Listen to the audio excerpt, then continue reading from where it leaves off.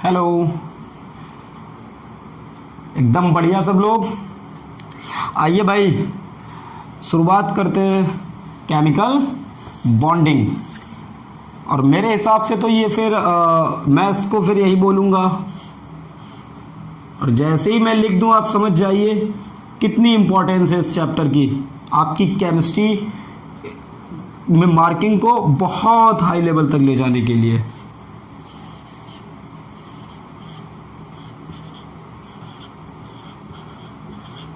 ये backbone of the chemistry, मतलब ये तो फिर आपको बिल्कुल कंफर्म है कि अगर आपने केमिकल बॉन्डिंग को बहुत अच्छे से सीख डाला तो फिर केमिस्ट्री झिंगा लाला। ओके, बिल्कुल इसको बहुत हाई कंसंट्रेशन के साथ पढ़िए, कोशिश कीजिए बिल्कुल आप बोर्ड पे ही रहें जब तक एक एक चीज आपको क्लियर ना हो जाए। तो शुरुआत कर रहे हैं केमिकल बॉन्डिंग की। It is the backbone of the chemistry. Okay, तो आइए शुरुआत करते हैं। ओके, क्या होती है केमिकल बॉन्डिंग? तो जब भी ये फिनोमिनन अकर करेगा, जब भी केमिकल बॉन्डिंग होगी तो क्या होगा? जब भी केमिकल बॉन्डिंग होगी तो क्या होगा? एटम्स जो हैं, कौन है? एटम्स जो हैं वो क्या होंगे?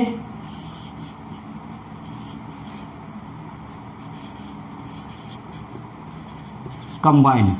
एटम्स क्या होंगे? कंबाइन होंगे। और फाइनली आपको क्या देंगे? मॉलिक्यूल। ओके, एटम्स क्या होंगे? कंबाइन होंगे। और फाइनली आपको क्या देंगे? फाइनली आपको क्या देंगे? मॉलिक्यूल। ओके, एटम्स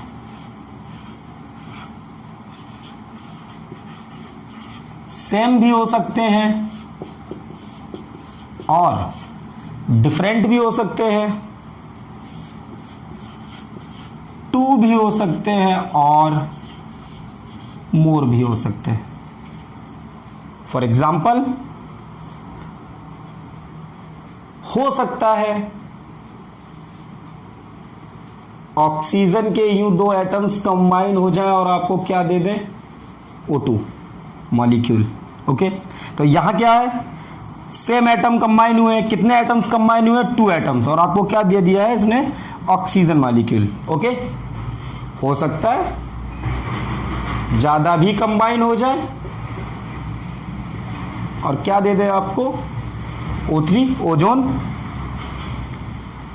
हो सकता है डिफरेंट कंबाइन हो जाए,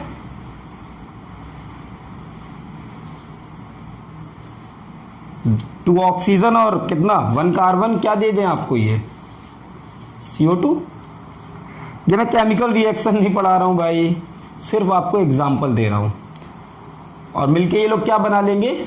मॉलिक्यूल्स। तो ये सब क्या है? आपके मॉलिक्यूल्स। ये सारी चीजें एटम्स। ओके, तो कल को मैं जब आपसे पूछूंगा कि व्हाट इज मॉलिक्यूल, तो आप क्या कहेंगे? It is a neutral aggregate of 2 और मोर सेम और डिफरेंट एटम्स। लिखिएगा डेफिनेशन।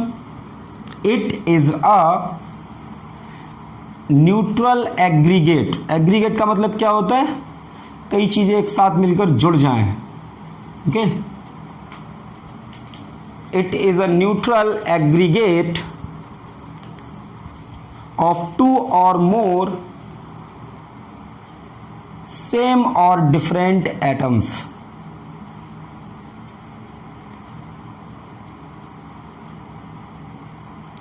क्लियर हो गया?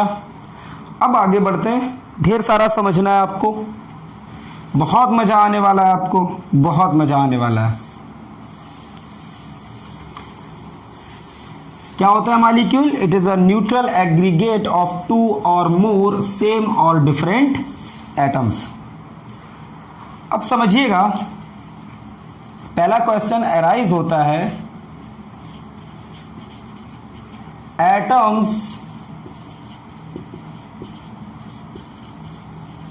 Combine each other. ये तो बात भाई समझ में आ रही, मॉलिक्यूल बन रहा है। तो भाई जब एटम्स एक दूसरे से कंबाइंड होंगे तभी तो केमिकल बॉन्ड बनेगा। क्वेश्चन यही अराइज होता है यहां पर। ओके, ऐसा क्यों होता है? एटम्स आपस में कंबाइन क्यों होते हैं? पहला क्वेश्चन। और दूसरा, इस पूरे चैप्टर को जब हम पढ़ के चलेंगे तो दूसरा क्वेश्चन ये रहेगा कैसे। ओके, पहले इन बातों को दिमाग में बिठाइए। पहली चीज, एटम्स आपस में कंबाइन क्यों होते हैं, दूसरा कैसे होते हैं। ओके, इन्हीं दो बातों पर पूरा चैप्टर आपका निकल जाएगा। एटम्स आपस में कंबाइन क्यों होते हैं और कैसे होते हैं। ओके, तो एटम्स आपस में कंबाइन क्यों होते हैं, पहले तो इस क्वेश्चन को देखते हैं। आ जाइए सारे लोग, अभी थोड़ी सी क्लास स्लो है, धीरे धीरे क्लास तेज होगी और एक काम उल्टा होगा। एनर्जी घटती है लोगों की, अपन लोगों की क्लास बढ़ने के साथ एनर्जी बढ़ेगी। ओके, सोचिए कि एटम्स आपस में कंबाइन क्यों होते हैं। लेट मी से ढेर सारे एटम्स हैं जो यूं करके हैं।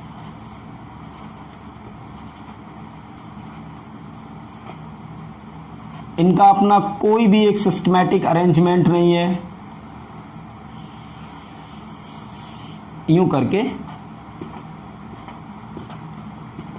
ओके, इनका अपना कोई भी एक सिस्टमैटिक अरेंजमेंट नहीं है। आप यूं ही मानिए कि एक हॉल में ढेर सारे लोगों को छोड़ दिया गया है और ना तो उनके खड़े होने का कोई सिस्टमैटिक अरेंजमेंट किया गया है, ना उनके बैठने का कोई सिस्टमैटिक अरेंजमेंट किया गया है। जिसका जहां मन है वो वहां खड़ा है, जिसका जहां मन है वो बैठा है, जिसका मन है वो चल रहा है, जिसका जो मन है वो कर रहा है। तो जब आप उसको बाहर से जब देखेंगे, जब आप बाहर से देखेंगे तो आपको क्या लगेगा?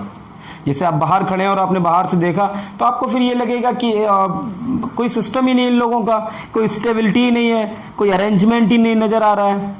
ठीक, कोई इधर भाग रहा है, कोई उधर दौड़ रहा है, कोई इधर बैठा है, कोई उधर कुछ खा रहा है, तो लगेगा बहुत बहुत भगदड़ है वहां, ऐसा लगेगा बहुत एनर्जी ज्यादा है। याद कीजिए, और एनर्जी ज्यादा होती थी तो क्या होता था? स्टेबिलिटी कम होती थी। तो यहां एनर्जी कैसी है? यहां एनर्जी कैसी है? More energy. ओके, तो स्टेबिलिटी कैसी है? लेस। अब क्या हुआ? ये सारे एटम्स एक दूसरे से क्या हुए?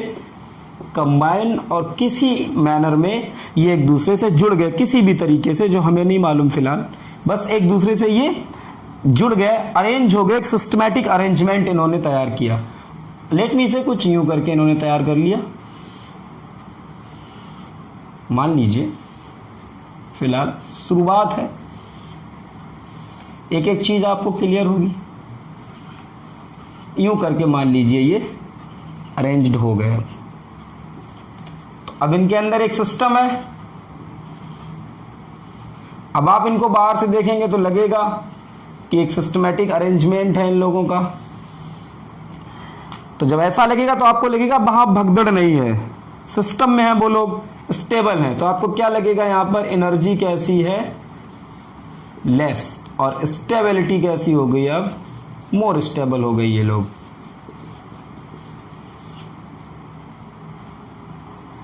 तो क्या निकल के आया conclusion? Why atoms combine each other to gain stability. Stability पाने के लिए एटम्स एक दूसरे से कंबाइन होते हैं। क्लियर हो गया? स्टेबिलिटी पाने के लिए एटम्स क्या होते हैं? एक दूसरे से कंबाइन होते हैं। ओके, तो थोड़ा सा लिखिएगा। ये बिल्कुल क्लियर हो गया, कोई डाउट नहीं? ओके, अब आगे बढ़ते हैं। जब इतनी बातें क्लियर हो गई अपन लोगों को कि एटम्स आपस में कंबाइन क्यों होते हैं, अब सुनिए, जितने भी एटम्स हैं, ध्यान दीजिए, जितनी भी डेफिनेशन है जो लिखाने के लिए बहुत ज़्यादा है वो सब आपके नीचे स्क्रीन पे चल रहा है, आप उसे नोट करते रहिए, वही आपके नोट्स हैं। क्लियर है? जितना कॉन्सेप्चुअली लिखना है वो सब मैं यहाँ लिख रहा हूँ, ठीक, उसको आप यहाँ से नोट करेंगे। और जितना थ्योरेटिकल बहुत ज़्यादा लिखना है, ठीक है, तो वो सब आपके नीचे स्क्रीन पर चल रहा है, उसको आप नोट करते रहिए। या स्क्रीन पे आ रहा होगा साइड में, ठीक, अब वहाँ से नोट कीजिए, ऊपर आ रहा होगा या नीचे, तो उसको नोट करिए आप। ओके, स्क्रीनशॉट ले लीजिए। अब सुनिएगा,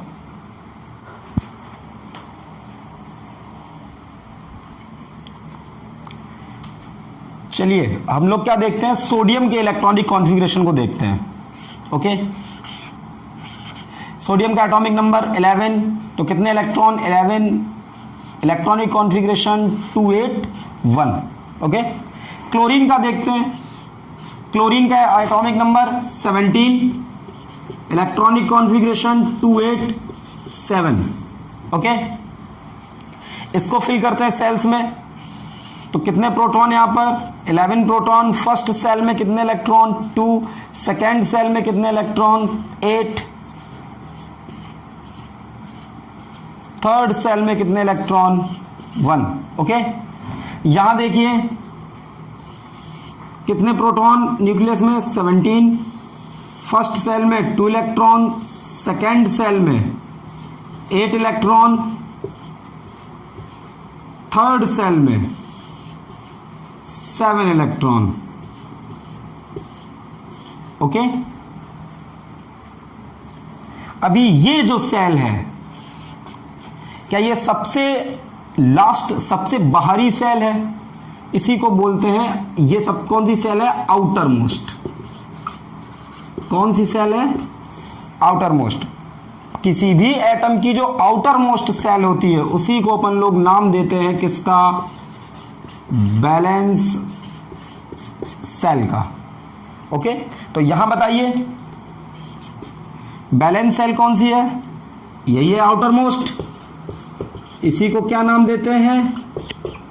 यही आपकी आउटर मोस्ट सेल है, इसी को क्या नाम देते हैं? Valence cell. ओके, अभी जो बैलेंस सेल में इलेक्ट्रॉन्स प्रेजेंट हैं, उन इलेक्ट्रॉन्स को क्या नाम देते हैं? इन इलेक्ट्रॉन्स को नाम देते हैं बैलेंस इलेक्ट्रॉन्स। ओके, इनको क्या नाम देते हैं? Balance electrons. इतनी बात समझ में आ गई? किसी भी एटम की जो आउटर मोस्ट सेल होती है उसको क्या नाम देते हैं? Valence shell. और इन्हीं बैलेंस सेल में जो इलेक्ट्रॉन्स हैं, उन इलेक्ट्रॉन्स को क्या बोलते हैं? उन इलेक्ट्रॉन्स को क्या बोलते हैं? Balance electron.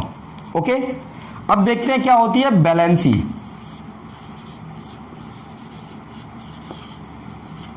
कुछ छोटी छोटी सी टर्मिनोलॉजी है जो आपको आनी चाहिए।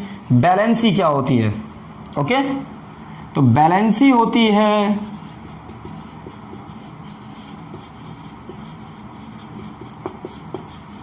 Combining capacity of an atom in a molecule. किसी भी एटम की जो कंबाइनिंग कैपेसिटी है, ओके, उसी को क्या बोलते हैं? क्या बोलते हैं उसको? बैलेंसी। ओके, कोई डाउट है किसी को? और जिस फोर्स ऑफ अट्रैक्शन से दो एटम्स एक दूसरे से बंधे रहते हैं, एक दूसरे से जुड़े रहते हैं, उसी फोर्स ऑफ अट्रैक्शन को बोलते हैं केमिकल बॉन्ड। ठीक है, क्या बोलते हैं?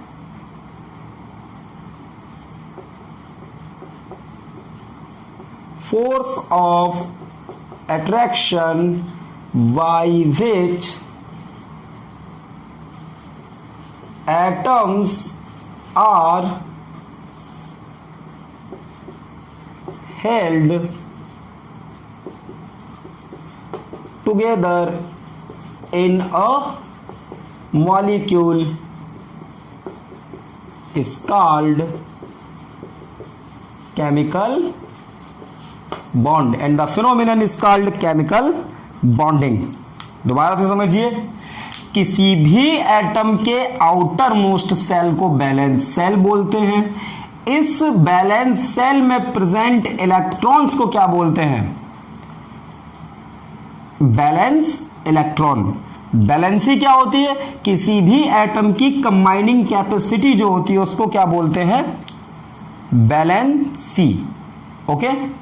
केमिकल बॉन्ड क्या होता है? फोर्स ऑफ अट्रैक्शन होता है जिससे एटम्स एक दूसरे से बंधे रहते हैं किसी मॉलिक्यूल में, उसी को क्या बोलते हैं? Chemical bond.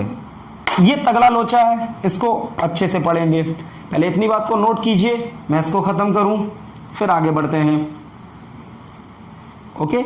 जैसे अभी मैं आपसे पूछूं, बताइए भैया यहां कितने बैलेंस इलेक्ट्रॉन है? बता पाएंगे? क्लोरीन में कितने बैलेंस इलेक्ट्रॉन? 7। सोडियम में कितने बैलेंस इलेक्ट्रॉन? 2। मैग्नीशियम में बताइए, मैग्नीशियम में कितने बैलेंस इलेक्ट्रॉन? सॉरी, सोडियम में 1, मैग्नीशियम में कितने? 2, aluminium 3, silicon 4, phosphorus 5, sulphur 6, chlorine 7। Okay. तो बैलेंस इलेक्ट्रॉन्स क्या होते हैं? जो बैलेंस सेल में प्रेजेंट होते हैं। ओके, नोट हो गया। अब देखते हैं क्या होता है लुईस सिंबल। थोड़ा सा अभी टॉपिक ऐसा है जहां पर आपको समझने से ज्यादा इंपॉर्टेंस इस बात को देनी चाहिए कि जो टर्मिनोलॉजी है वो आपको आनी चाहिए चैप्टर की। ठीक है, तो Lewis symbol of an atom.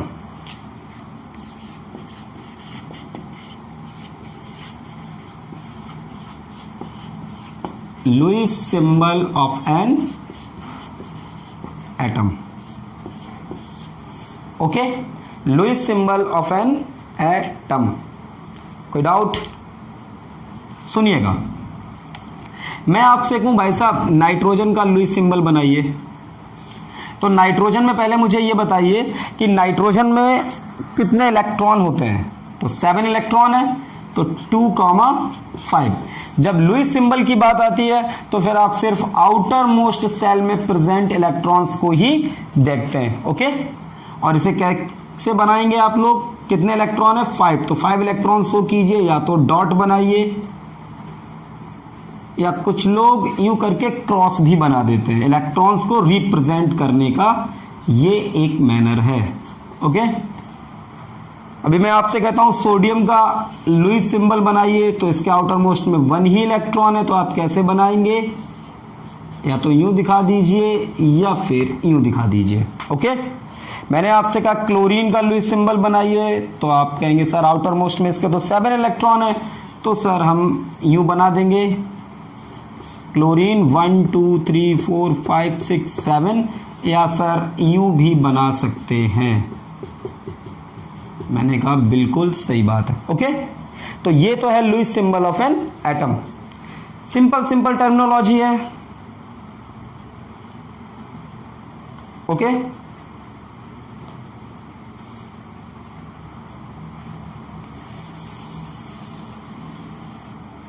Note कर रहे हैं? जल्दी से कर लीजिए।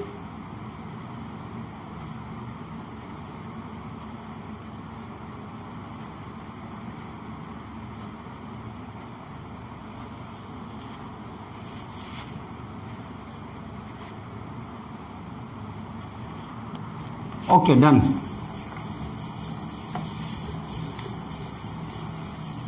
अभी जब हम लोगों ने चैप्टर की शुरुआत करी थी तो हम लोगों ने क्वेश्चन का आंसर दिया था कि why atoms combined each other, atoms आपस में कंबाइंड क्यों होते हैं? तो उसका जवाब आया था कि भैया वो इसलिए कंबाइन होते हैं क्योंकि वो ये चाहते हैं उनकी एनर्जी कैसी हो जाए? मिनिमम, और स्टेबिलिटी कैसी हो जाए? मैक्सिमम। यही तो चाहते हैं, एनर्जी कैसी हो जाए? मिनिमम, और स्टेबिलिटी कैसी हो जाए? मैक्सिमम। ओके, अब देखिए केमिस्ट्री में जो एटम्स हैं वो स्टेबिलिटी तो पाते हैं कैसे? तो कोई भी एटम हो, कोई भी एटम हो, सारे के सारे एटम क्या चाहते हैं कि उनके जो आउटर मोस्ट सेल में इलेक्ट्रॉन है वो कितने हो जाएं? 8। कितने इलेक्ट्रॉन हो जाएं? 8। ओके, इसी को बोलते हैं ऑक्टेट रूल। तो लिखिएगा ऑक्टेट रूल। क्या होता है आपका ऑक्टेट रूल? ओके, क्या होता है ऑक्टेट रूल? तो सारे के सारे एटम्स क्या चाहते हैं? To achieve stable noble gas configuration. सारे के सारे एटम्स क्या चाहते हैं? नॉवल गैस का कॉन्फ़िगरेशन जो है वो अचीव कर ले। ओके, तो क्या करते हैं ये लोग? क्या करते हैं? एटम्स लूज देयर इलेक्ट्रॉन, या तो क्या करते हैं? इलेक्ट्रॉन का लॉस कर देते हैं, इलेक्ट्रॉन रिलीज कर देते हैं, और गेन इलेक्ट्रॉन, या क्या करते हैं? इलेक्ट्रॉन ले लेते हैं और म्यूचुअल शेयरिंग ऑफ इलेक्ट्रॉन।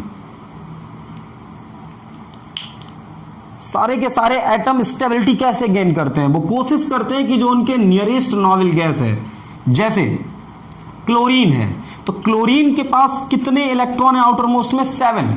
तो उसके नियरेस्ट कौन सी नॉवल गैस है? आर्गन। तो क्लोरीन क्या चाहेगा? कि वो आर्गन जैसा हो जाए।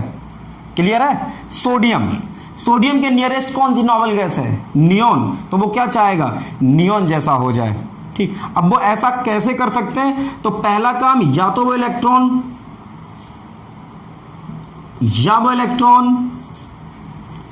या क्या कर लें? Mutual sharing. ओके, प्रॉब्लम कोई भी प्रॉब्लम नहीं है। ओके, बहुत अच्छी बात है। और ऐसा करते हैं जब, तो क्या होता है? सुनिएगा।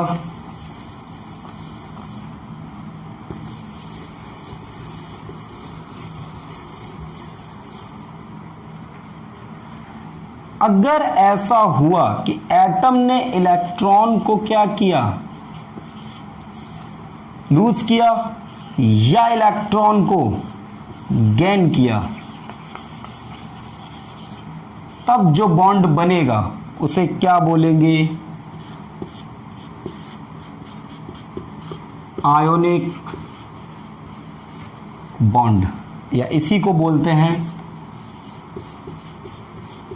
Electrovalent bond. ओके बच्चा, और अगर क्या हुई? म्यूचुअल शेयरिंग, तब जो बॉन्ड बनेगा उसको क्या बोलेंगे? Covalent bond. तो क्या होता है? अगर इलेक्ट्रॉन की क्या हुई? म्यूचुअल शेयरिंग, तो कैसा बॉन्ड बनेगा? Covalent bond. और अगर इलेक्ट्रॉन का एटम ने क्या कर दिया? लॉस, इलेक्ट्रॉन लूज कर दिया उसने, या क्या कर लिया? इलेक्ट्रॉन गेन कर लिया, तो कैसा बॉन्ड बनेगा? इलेक्ट्रोवैलेंट बॉन्ड, या उसी को क्या बोलते हैं? Ionic bond. ओके, चलिए तो फिर हेडिंग डालेंगे आयोनिक बॉन्ड या इलेक्ट्रोवैलेंट। कब बनता है? सुनिएगा।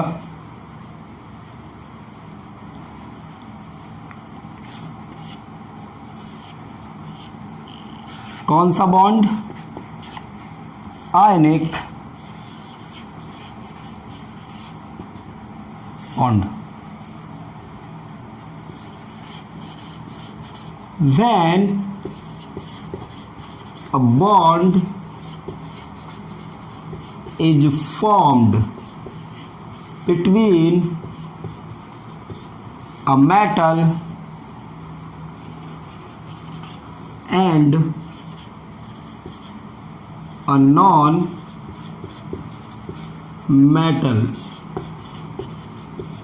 by कंप्लीट, क्या होता है? By complete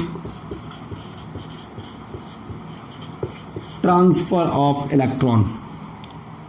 okay, for example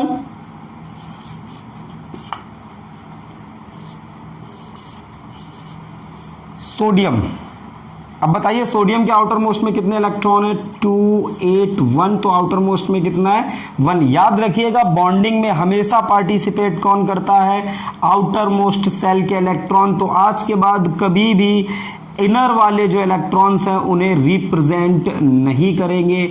इसके पास सिर्फ आउटर मोस्ट में कितना इलेक्ट्रॉन है? ओनली 1। ओके, अब मैं क्लोरीन लेता हूं। क्लोरीन के आउटर मोस्ट में बताइए कितने इलेक्ट्रॉन है? 7। 1 2 3 4 5 6 और 7। अब बताइए क्लोरीन क्या कोशिश करेगी? क्लोरीन कोशिश ये करेगी कि उसके जो नियरेस्ट नोबेल गैस है उसका कॉन्फ़िगरेशन अचीव कर ले, और सोडियम ये चाहेगा कि इसके जो नियरेस्ट नोबेल गैस है ये उसका कॉन्फ़िगरेशन अचीव कर ले। और ऐसा कैसे हो सकता है? अगर ये अपने इस एक इलेक्ट्रॉन का लॉस कर दे, इस एक इलेक्ट्रॉन को किसे दे दे? क्लोरीन को, तो क्या हो जाएगा? इसके पास तो 10 इलेक्ट्रॉन रह जाएंगे। 2, 8, 1, तो 1 तो चला गया, तो आउटर मोस्ट में कितने? 8 हो गए, स्टेबल कॉन्फ़िगरेशन हो गया। और इसके भी आउटर मोस्ट में कितने हो गए? 8। ऐसा करते समय सोडियम ने क्या बनाया है? प्लस चार्ज आया इसके ऊपर। क्यों? क्योंकि इसके पास से एक इलेक्ट्रॉन गया है। क्लोरीन ने एक इलेक्ट्रॉन लिया है, तो इसके ऊपर क्या आया है? एक माइनस। तो क्या बन गया ये? NaCl। ओके, ये कैसा बॉन्ड है? Ionic bond. क्यों है आयनिक बॉन्ड? क्योंकि ये बॉन्ड एक मेटल और एक नॉन मेटल के बीच बना हुआ है। दूसरी बात क्या है भाई? Complete transfer of electron. इस इलेक्ट्रॉन का पूरा ट्रांसफर हो गया। ये पूरा इलेक्ट्रॉन कहां चला गया है? क्लोरीन के पास। ओके, मैं आपसे पूछूंगा कि बताइए सोडियम और क्लोरीन जो ये हैं एक दूसरे से कैसे जुड़े हुए हैं? तो ये कैसे जुड़े हुए हैं? By a electrostatic force of attraction. जब चार्जेस वाला फोर्स होता है, प्लस माइनस वाला, ठीक है, तो चार्ज का जो फोर्स लगता है, रिपल्सिव हो या अट्रैक्टिव हो, क्या बोलते हैं उसको? Electrostatic. In this case this is attractive force, that is why I am saying by a electrostatic force of attraction. ये दोनों कैसे हेल्ड हैं एक दूसरे से? By a electrostatic force of attraction. Note करिएगा जल्दी इतनी बात को, जल्दी से नोट कीजिए।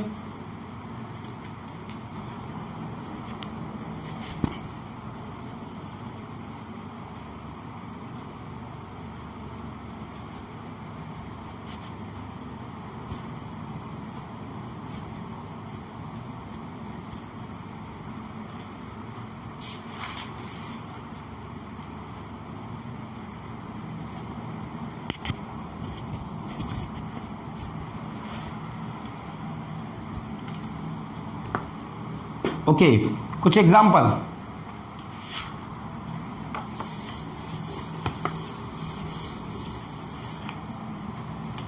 अभी बताइए कैल्शियम और ऑक्सीजन।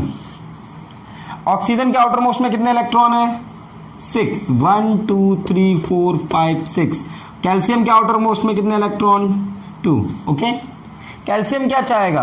इसके जो नियरेस्ट नोबेल गैस है आर्गन, उसका कॉन्फ़िगरेशन अचीव कर ले। और ऑक्सीजन के नियरेस्ट कौन सी नोबेल गैस है? नियॉन, ये उसका कॉन्फ़िगरेशन अचीव कर ले।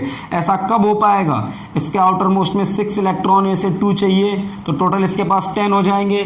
इसके पास कितने? 20। आउटर मोस्ट में 2 है, अगर ये 2 इसको दे देगा तो इसके कितने हो जाएंगे? आउटर मोस्ट में 8। ओवरऑल कितने? 18।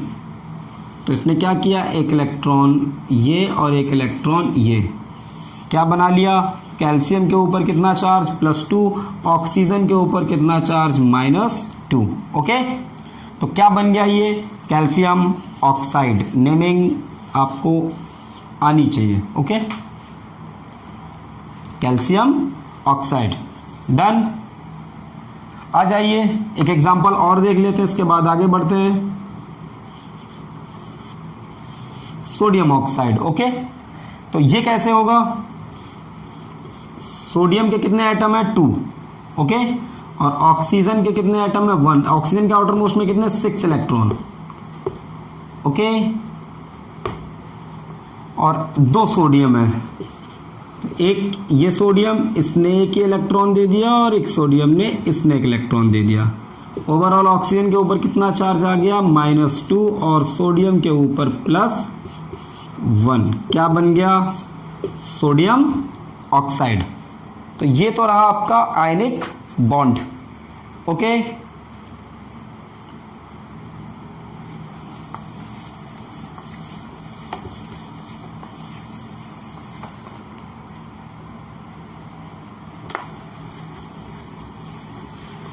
अब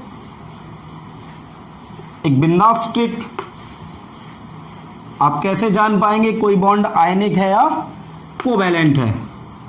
तो मैं एक सीरीज लिख रहा हूं, उसको आपको याद रखेंगे, आपको सारी बातें क्लियर होंगी। ओके, लिखिएगा, देखिए, लिथियम, सोडियम, पोटेशियम के बाद क्या आता है आपका, रुबिडियम। ओके, और सीजियम, यहाँ क्या आएगा आपका, बेरिलियम, मैग्नीशियम, कैल्शियम और स्ट्रोंटियम। ओके, इतना हो गया। ये सारी क्या है, मेटल्स। याद कीजिएगा, एस ब्लॉक पूरा क्या होता था, मेटल्स होता था। क्लियर है। उधर आते हैं, P block, nitrogen, phosphorus, oxygen, sulphur, selenium, fluorine, chlorine, bromine, iodine और ये टेलुरियम। ओके, अब सुनिएगा, इन होल केमिस्ट्री कभी भी ये, ओके, और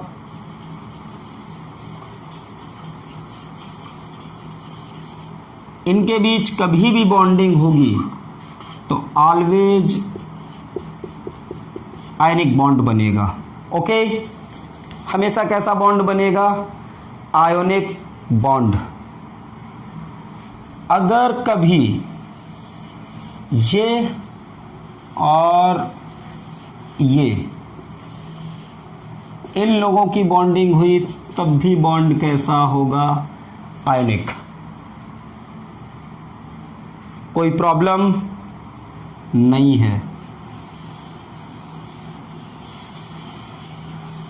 और कभी इन लोगों की बॉन्डिंग हुई, इन एटम्स की, तो क्या होगा, कोवैलेंट। ओके, इसके अलावा कुछ भी आपको केमिस्ट्री में मिलने वाला नहीं है।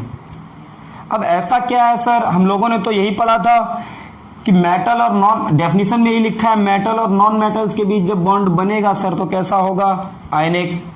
तो सर यहाँ लिथियम और सर क्लोरीन के बीच बना है तो कैसा होना चाहिए था, आयनिक। आपने तो कोवैलेंट लिख दिया है। तो यही तो मजा है बेटा।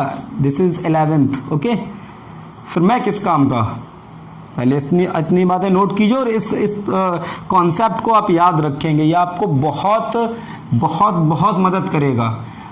ओवरऑल तो मैं एक्सप्लेन करूंगा कि ये चीजें कोवैलेंट क्यों हैं, लेकिन फिलहाल आप इसको याद रखेंगे और हेडिंग डालेंगे lattice energy. Lattice energy. Okay,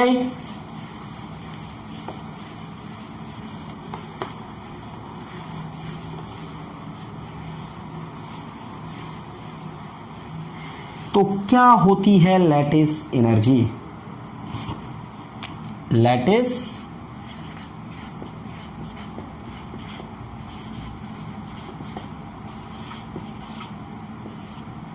energy, पहली बात याद रखिएगा, लैटिस एनर्जी की बात करेंगे सिर्फ और सिर्फ only for ionic compound. Covalent compound होगा, कोवैलेंट कोई मॉलिक्यूल है आपके पास, ठीक है, तो फिर आयनिक तो फिर लैटिस एनर्जी की कोई भी बात नहीं करेंगे। क्या होती है लैटिस एनर्जी, क्या होती है लैटिस एनर्जी। तो याद रखिएगा, इन केमिस्ट्री कभी भी अगर बॉन्ड फॉर्म होता है, important tip, okay, important tip याद रखिएगा। मेरी इंपॉर्टेंट टिप काफी महंगी होती है, ठीक। एग्जाम में आपको महंगे नंबर दिलाएगी। इंपॉर्टेंट टिप याद रखिएगा, अगर कभी भी केमिस्ट्री में क्या हुआ, बॉन्ड फॉर्म हुआ, क्या हुआ, बॉन्ड फॉर्म, तो क्या होगा, एनर्जी रिलीज होगी, एनर्जी रिलीज होगी। और अगर कभी भी बॉन्ड क्या हुआ, ब्रेक, तो क्या होगा बताइए मुझे, एनर्जी एब्सॉर्ब होगी। ओके,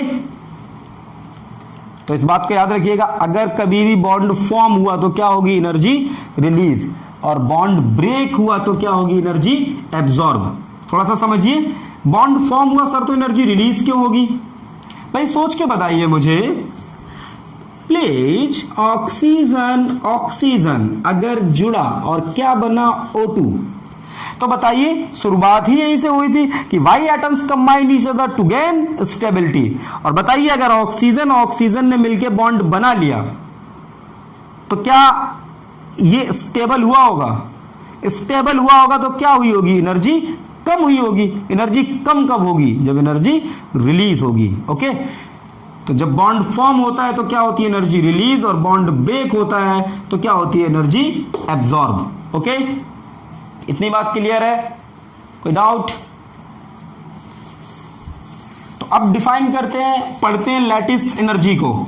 आ जाइए जल्दी से एकदम मस्ती से, लैटिस एनर्जी क्या होती है। तो this is only for ionic compound, covalent compound के लिए लैटिस एनर्जी की बात नहीं करते। किसके लिए बात करते हैं, सिर्फ आयनिक कंपाउंड के लिए किसकी बात करेंगे, लैटिस एनर्जी की, लैटिस एनर्जी की। तो क्या होती है लैटिस एनर्जी, सुनिएगा। फॉर एग्जांपल अगर मैं बात करूं किसकी, NaCl की, किसकी बात करूं, NaCl की, तो जरा मुझे बताइए NaCl में Na का एटॉमिक वेट कितना रहता था आपके पास, 23, और क्लोरीन का कितना है आपके पास, 35.5, तो ओवरऑल कितना आ गया, 58.5। ओके, और अगर मैं इसको ग्राम में लूं, दैट मींस मैंने कितना मोल NaCl लिया है, कितने मोल NaCl लिया है, 1 मोल। 1 मोल NaCl का मतलब क्या है, NaCl के कितने पार्टिकल होंगे, Na, दैट मींस NaCl, ऐसे कितने NaCl होंगे, Na 6.023 इंटू 10 की पावर 23। तो बताइए मुझे Na प्लस कितने होंगे, जब NaCl Na है तो Na प्लस भी तो Na ही होंगे, और क्लोरीन माइनस कितनी होंगी, वो भी आपके पास कितनी होंगी, Na। बताइए, क्लियर है? अब जब आपने मात्र 58.5 ग्राम, ये कोई बहुत ज्यादा नहीं है, अप्रॉक्स 50 ग्राम 60 ग्राम है, ठीक है, तो 50-60 ग्राम NaCl आपने लिया तो आपके पास कितने Na पॉजिटिव हैं, Na, क्लोरीन माइनस कितनी है, Na। होता क्या है कि ये सॉलिड होता है NaCl, तो इसका स्ट्रक्चर जो होता है एक्चुअल में वो कुछ ऐसा होता है मेरे भाई, जरा समझिए थोड़ा सा। एक्सपेरिमेंटली जब स्ट्रक्चर को देखा जाता है तो ये कुछ यूं होता है, समझिए थोड़ा सा। क्या होगा, अगर ये Cl माइनस है तो यहां क्या होता है, Na प्लस, यहां क्या Na प्लस, यहां क्या Na प्लस, यहां क्या Na प्लस। इसके ऊपर एक और लेयर होगी, आप समझिए ना, यूं करके, फिर इसके ऊपर एक और यूं करके लेयर, फिर इसके ऊपर यूं करके एक और लेयर, इसके ऊपर यूं करके एक और लेयर, धीरे धीरे धीरे धीरे लेयर्स बढ़ती जाती हैं। तो जो ऊपर वाली, इसके ऊपर वाली लेयर है वहां भी Na प्लस, और इसके जो नीचे वाली है वहां भी Na प्लस। ओके, फिर अगली लेयर पे जहां पर Na प्लस मिडिल में है तो वहां कॉर्नर्स पे क्या रहेगा आपके पास, Cl माइनस।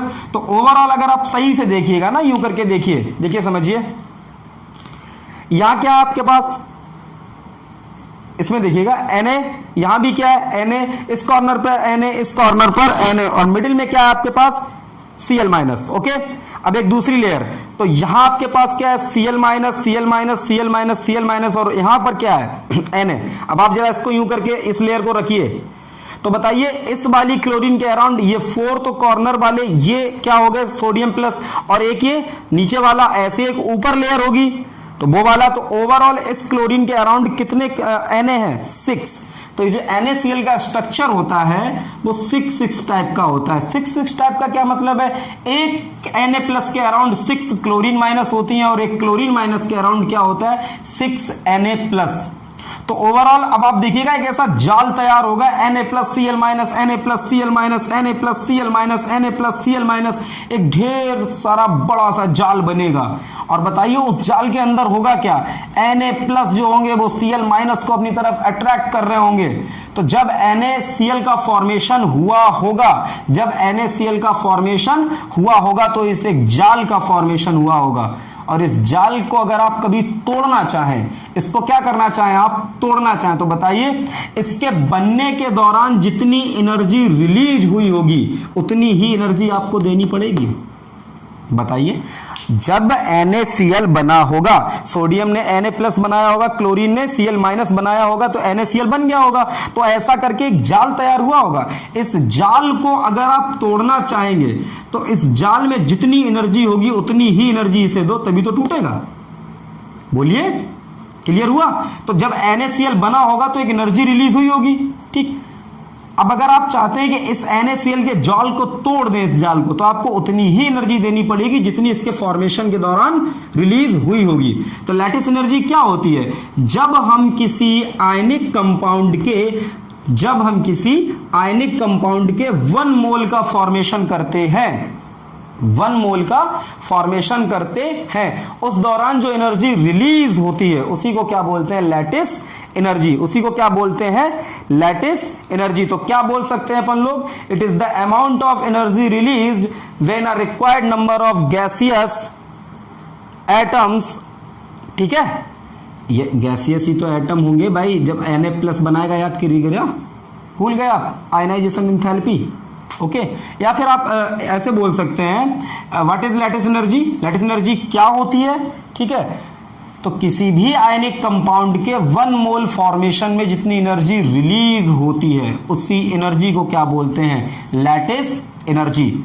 ओके, बिल्कुल क्लियर हुआ। तो व्हाट इज लैटिस एनर्जी, क्या होती है लैटिस एनर्जी, समझ में आ गया।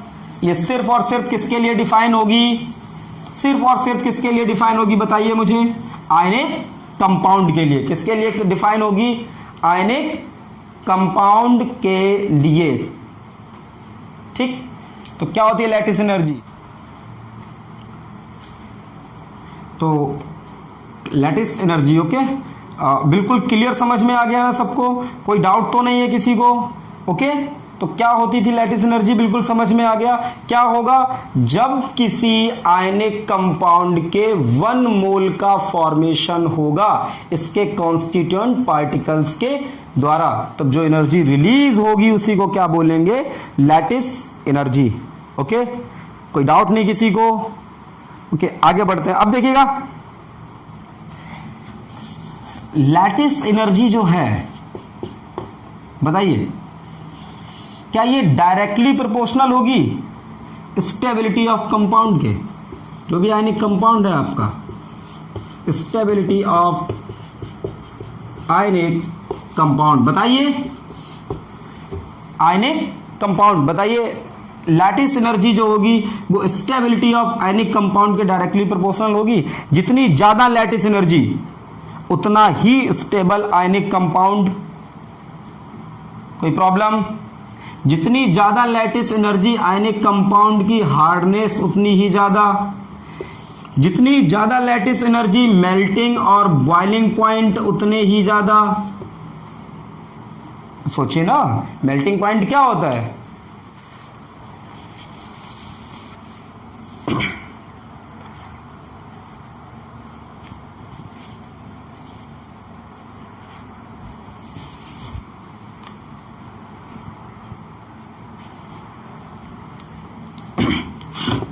क्या होते हैं एमपी और बीपी।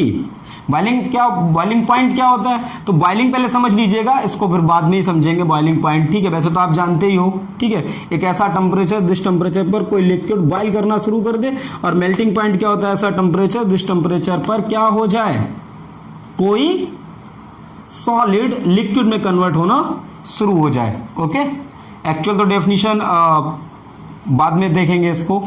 ओके, तो क्या ये बताइए मुझे, लैटिस एनर्जी ज्यादा होगी तो क्या मेल्टिंग पॉइंट बॉइलिंग पॉइंट ज्यादा होंगे, कंपाउंड ज्यादा हार्ड होगा? इतनी बात सबके समझ में आती है? दूसरी बात बताइए मुझे, तो सबसे ज्यादा इंपॉर्टेंट, वाटर सॉल्युबिलिटी।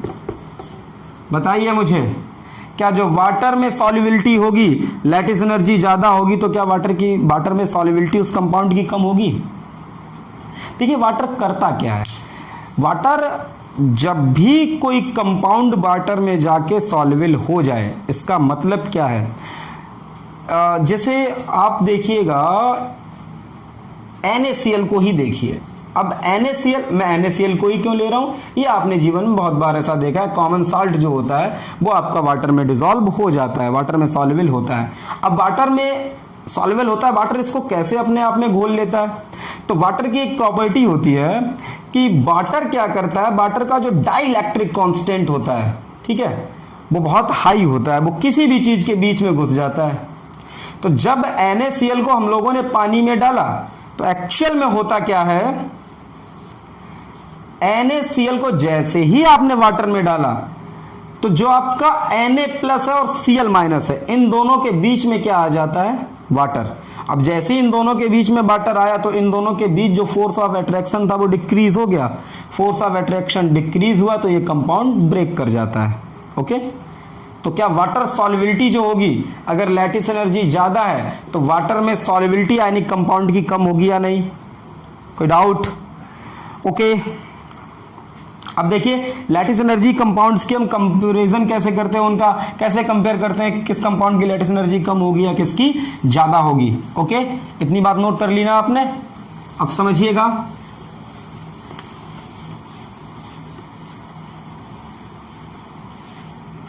तो जब आप लैटिस एनर्जी देखेंगे, लैटिस एनर्जी इंपॉर्टेंट टिप है, इसको याद रखिए। ओके, डायरेक्टली प्रोपोर्शनल होगी किसके? Q1 और Q2 के, अभी समझाता हूं। और लैटिस एनर्जी जो होगी वो इनवर्सली प्रोपोर्शनल होगी आपके किसके? डिस्टेंस के। ओके, किसके?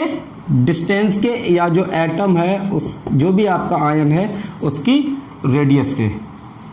जब आपको लैटिस एनर्जी देखनी हो, जब आपको लैटिस एनर्जी देखनी हो तो पहले किसे देखिए? इस चीज को, C फर्स्ट, इसको बाद में। ओके, देखते हैं, कुछ एग्जांपल देखते हैं।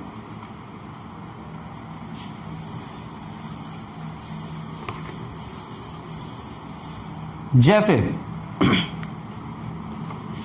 NaCl, MgCl2, ओके, MgO, और एक और एग्जांपल लेते हैं Al2O3।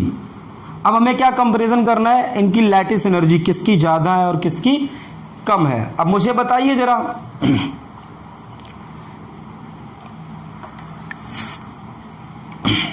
यहां Q1 कितना है? 1। Q2 कितना है? 1। तो 1 × 1 1। यहां कितना है Q1? 2। Q1 भैया यहां पर कितना है? 2। Q2 कितना है? 1। तो ये कितना है? 2 × 1। ये कितना? 1 × 1। ये कितना? 2 × 2। ये कितना? बताइए मुझे। ये तो है आपका 3 × 2। बोलिए, एल्यूमिनियम के ऊपर +3 चार्ज होता है ना, तो अभी बता दीजिएगा Q1 Q2 का रेशियो सबसे ज्यादा, मल्टीप्लीकेशन सबसे ज्यादा कहां पर है? तो लैटिस एनर्जी का ऑर्डर ये रहा। ओके, अगर मैं वाटर सॉल्युबिलिटी का ऑर्डर फिर देखूंगा तो कैसा होगा? ये सबसे आसानी से वाटर में घुलेगा, कम और कम, सबसे कम। नोट कीजिए इस बात को। दूसरा बताइए मुझे सारे लोग, अगला क्वेश्चन आप ही बताएंगे। LiF NaF KF,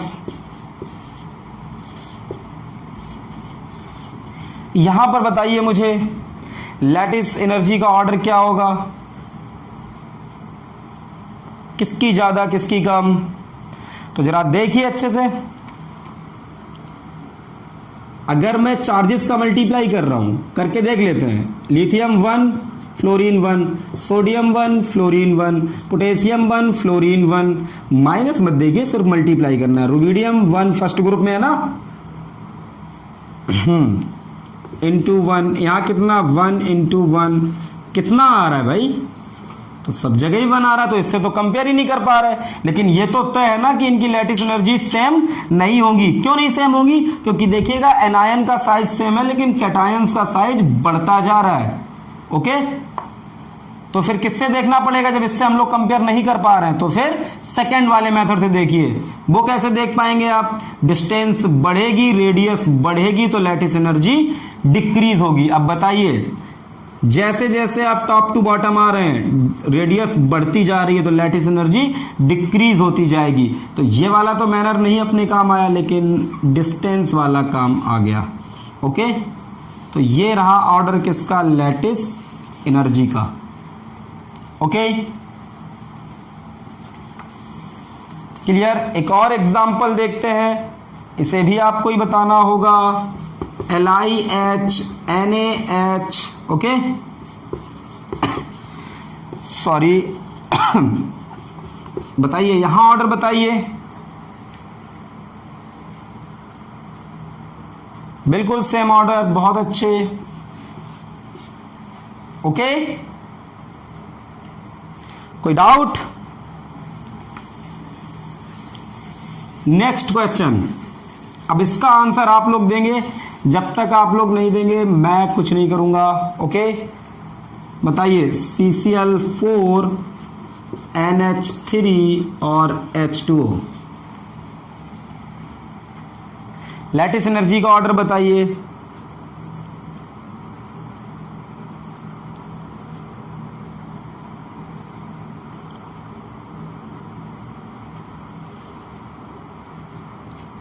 अपने मन में ही सोच लीजिए, ऐसा तो नहीं आप मुझे आंसर नहीं देने जा रहे। ओके, तो ये गलत है, क्योंकि ये सारे के सारे कैसे हैं? कोवैलेंट, और कोवैलेंट के लिए लैटिस एनर्जी डिफाइन नहीं होती है। कई लोग कहेंगे सर अब अचानक कैसे बता दें ये कोवैलेंट है? तो मेरे भाई देख लो ना, फर्स्ट 2 ग्रुप का कोई भी मेटल है यहां पर, जब तक फर्स्ट 2 जो ग्रुप हैं, फर्स्ट 2, ओके, पहला और दूसरा, जब तक पहले दोनों में से कोई मेटल्स नहीं है, तो आप आयनिक कंपाउंड के बारे में सोचिएगा भी नहीं। हाँ, भले ही वहां लिथियम और क्लोरीन लिथियम और बेरिलियम कुछ डिस्टरबेंस करते हैं, लेकिन कम से कम वो डिस्टरबेंस होने के लिए वहां से हो तो कुछ है ही नहीं। तो ये कैसे कंपाउंड है? Covalent. And for covalent compound lattice energy define नहीं होती। ओके, तो अब हेडिंग डालते हैं आयनिक बॉन्ड की favourable conditions. Okay, ionic bond की फेवरेबल कंडीशंस, तो क्या हेडिंग डालेंगे? Favourable condition for ionic bonding. Ionic bonding के लिए फेवरेबल कंडीशन। तो पहली चीज बताइए, जो कंडीशन मैं लिखने जा रहा हूं, आप बताइए कि आप बिल्कुल कंफर्म उसको समझ पा रहे हैं, किसी को कोई डाउट तो नहीं होगा उसमें। Okay, ionisation enthalpy of metal should be low. बताइए, मेटल जो होगा जितनी जल्दी कैटायन बनाएगा, भाई व्हाट इज आयनिक बॉन्ड? क्या होता है जब एक मेटल और नॉन मेटल के बीच एक बॉन्ड बनता है by complete transfer of electron. और कंप्लीट ट्रांसफर ऑफ इलेक्ट्रॉन का मतलब क्या? मेटल इलेक्ट्रॉन दे और नॉन मेटल इलेक्ट्रॉन ले। तो मेटल जितनी जल्दी इलेक्ट्रॉन देगा उतनी जल्दी तो आयनिक बॉन्ड फॉर्म होगा। इसका मतलब है मेटल की आयोनाइजेशन एंथैल्पी जितनी कम होगी उतना ही फेवरेबल होगा आयनिक बॉन्ड का बनना। कोई प्रॉब्लम नहीं। दूसरी बात बताइए, electron gain enthalpy okay of non metal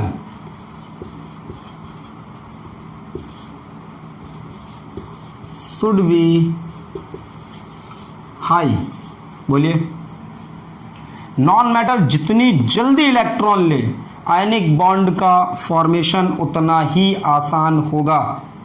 okay, and third one is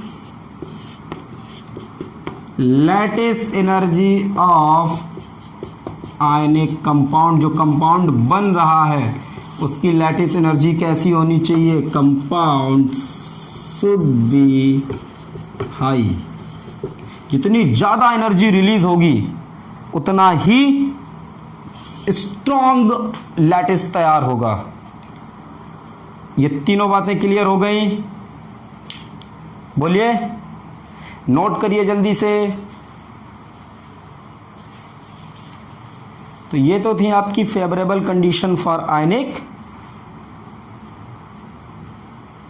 bonding. अब हेडिंग डालिएगा properties of ionic compounds. Okay, ionic compounds की प्रॉपर्टीज। तो हेडिंग डालिएगा प्रॉपर्टीज ऑफ आयनिक कंपाउंड्स। ये बहुत आसान है, कोई इतना टफ टास्क नहीं है आपके लिए। ओके, बिल्कुल मस्ती से पढ़िए।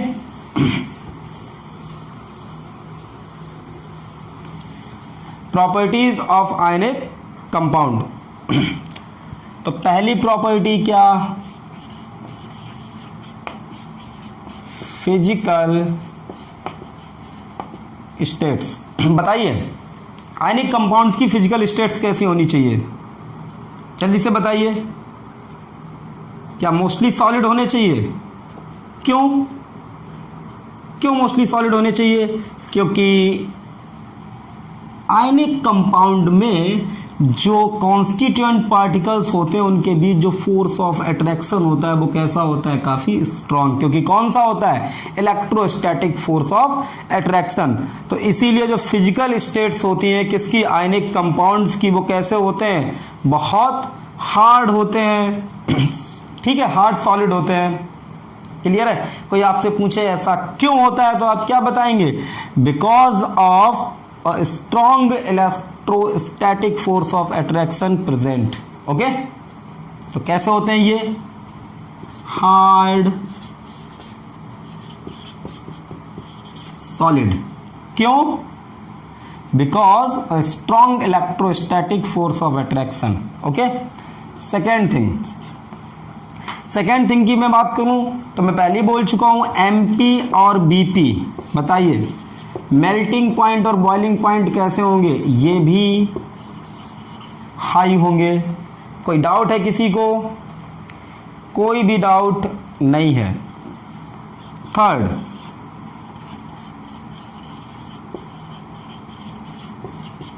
Nature of bond.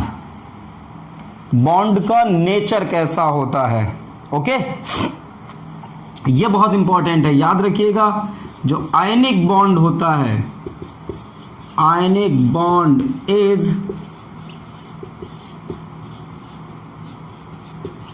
Non directional. Ionic bond is non directional. So जब ये कैसा है? नॉन डायरेक्शनल है। सो फॉर आयनिक compounds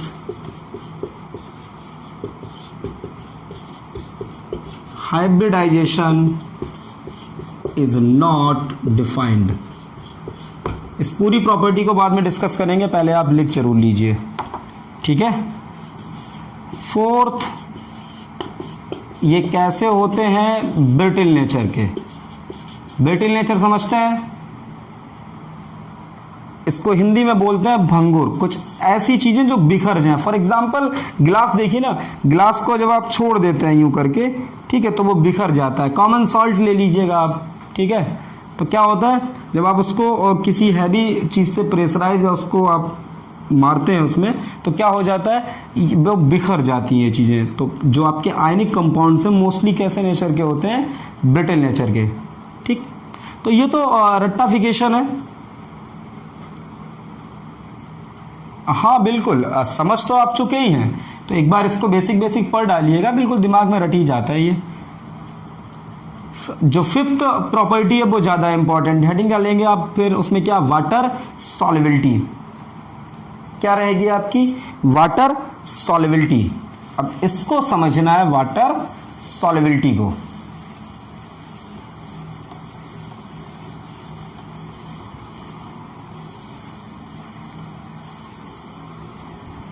किसको समझना है, वाटर सॉल्युबिलिटी को। ओके,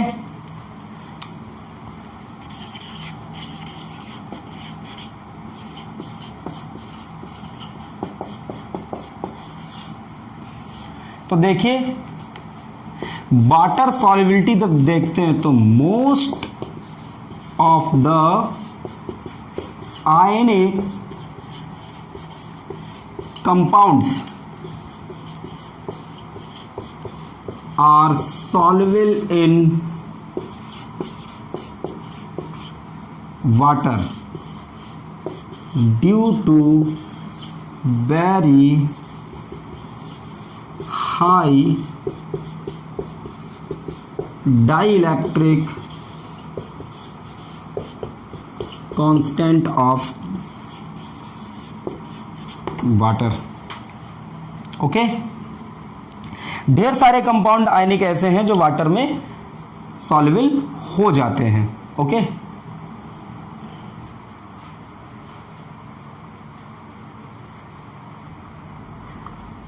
तो अब आपका रहेगा ना ये नेक्स्ट क्वेश्चन कि सर ये डाइलेक्ट्रिक कांस्टेंट क्या होता है। तो इन केमिस्ट्री आप डाइलेक्ट्रिक कांस्टेंट को यूं समझ सकते हैं कि ये चार्जेस को पास आने से रोकता है, ये चार्जेस को क्या करता है, इंसुलेट करता है, इंसुलेट द चार्जेस। ओके, ये चार्जेस को क्या करता है, इंसुलेट, दैट मीन्स ये चार्जेस को पास आने से रोकता है। तो वाटर की वाटर में सॉल्युबिलिटी की बात करें अगर हम किन की, आयनिक कंपाउंड्स की।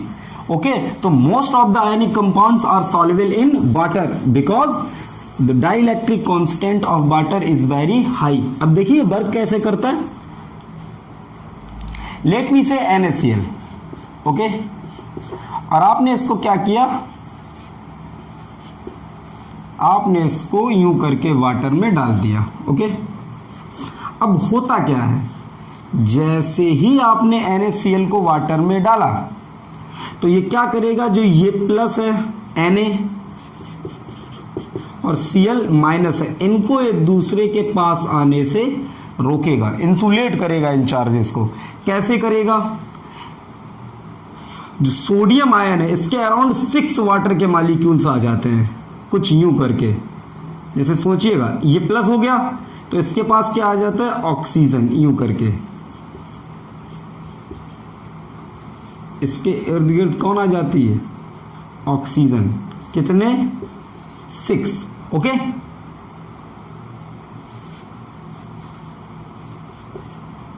और जो आपका Cl माइनस है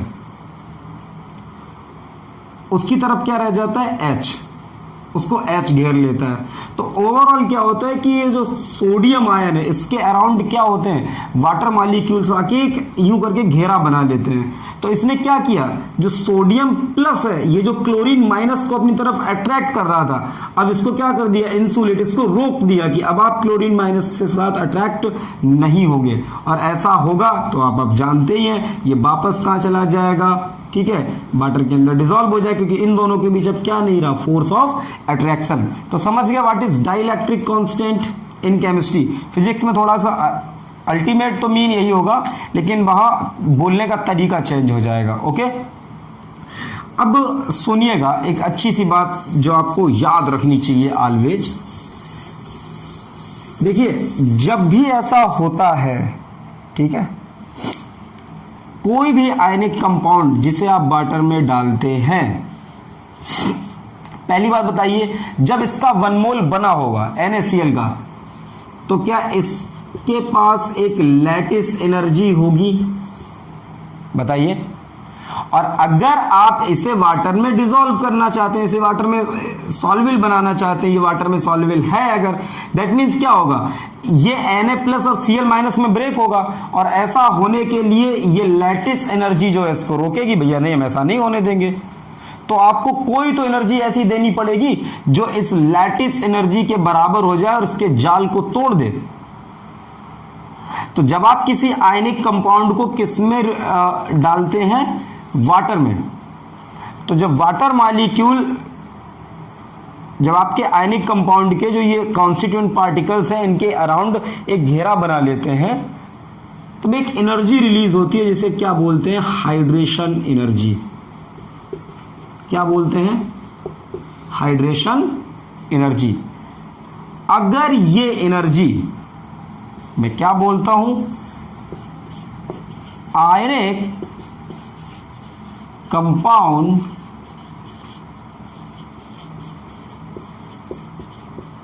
soluble in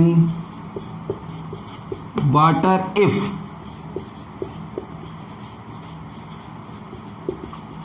hydration energy is greater than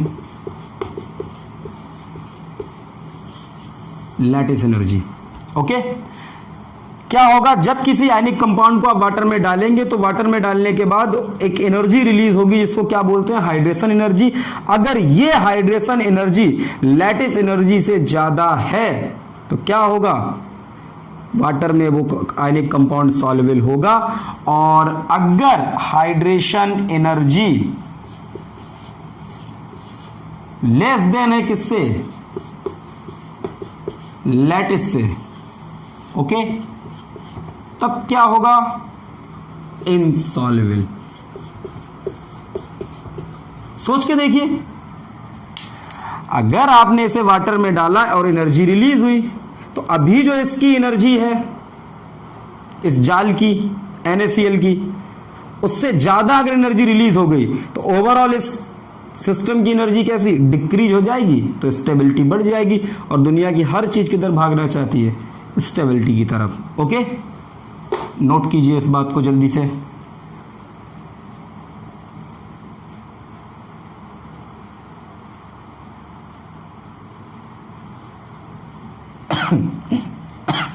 okay, आगे बढ़ते हैं।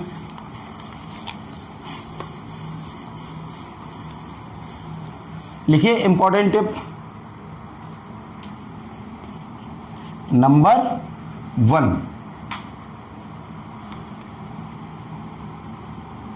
ओके, NaCl क्या है, ये वाटर में सॉल्युबल है या नहीं है, सॉल्युबल है। तो मैं पूछूंगा ये वाटर में सॉल्युबल क्यों है, तो आप कहेंगे because of hydration energy is greater than lattice energy.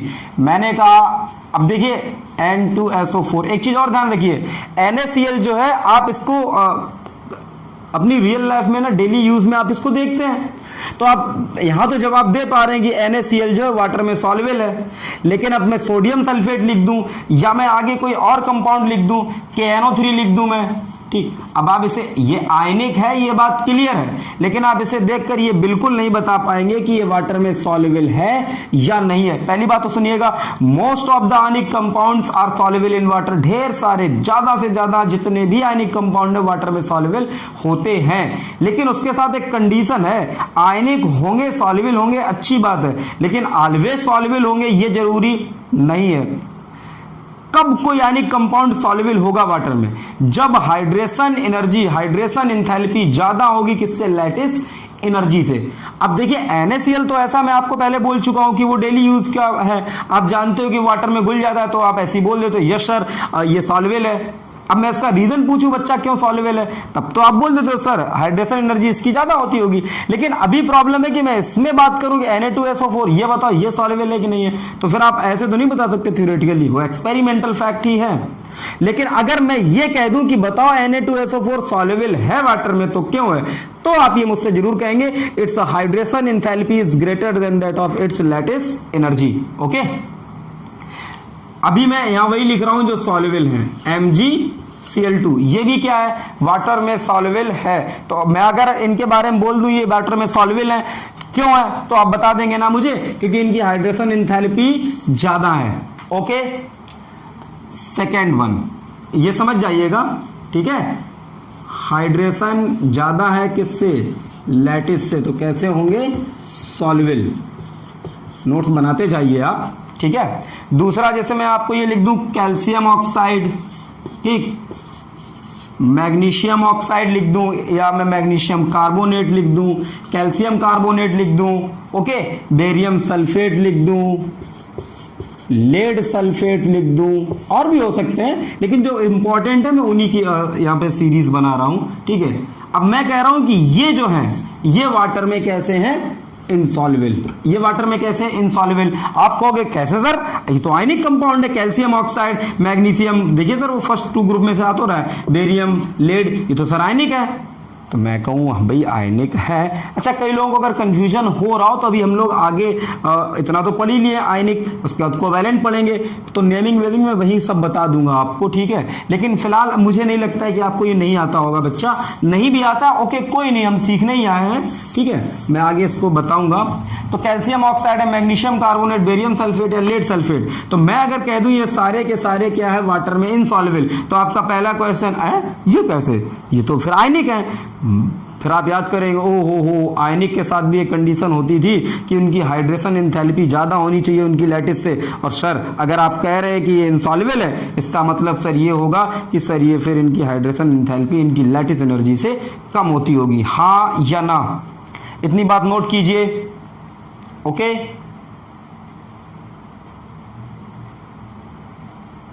हो गया, इतनी बार नोट कीजिए जल्दी से। नोट हो गया है तो हेडिंग डालिए covalent character in ionic compounds. अभी वो जो मैंने आपको चार्ट बनवाया था, शुरुआत में एक ट्रिक बताई थी, याद कीजिए, ठीक है। तो लिथियम जब क्लोरीन के साथ बॉन्ड बना रहा था तो कैसा था, कोवैलेंट। तो फिर ये नहीं समझ आ रहा था कि सर ये कोवैलेंट कैसे है, ओके। तो फिलहाल हो सकता है थोड़ा बहुत आपको रह जाए, क्योंकि अभी कोवैलेंट बॉन्ड उतना अच्छे से पढ़ा नहीं है। 10th में भले ही आपने पढ़ा होगा, लेकिन तब आपने वहां पर ओवरलैपिंग नहीं सीखी होगी, ओके। तो एक काम करते हैं, इसको भी लीव करते हैं, आगे ही पढ़ेंगे, ओके। अब नेक्स्ट वन आगे बढ़ रहे हैं हम लोग, ठीक। हेडिंग डालिए जल्दी से, कोवैलेंट बॉन्ड। जो अभी हेडिंग थी ना covalent character in ionic bond, okay, ionic compound, तो वो बाद में पढ़ लेंगे क्योंकि अपन लोगों ने अभी तक ओवरलैपिंग नहीं पढ़ी है। हेडिंग डालिएगा covalent bond, covalent bond, okay. तो कब बनता है covalent bond, when two or more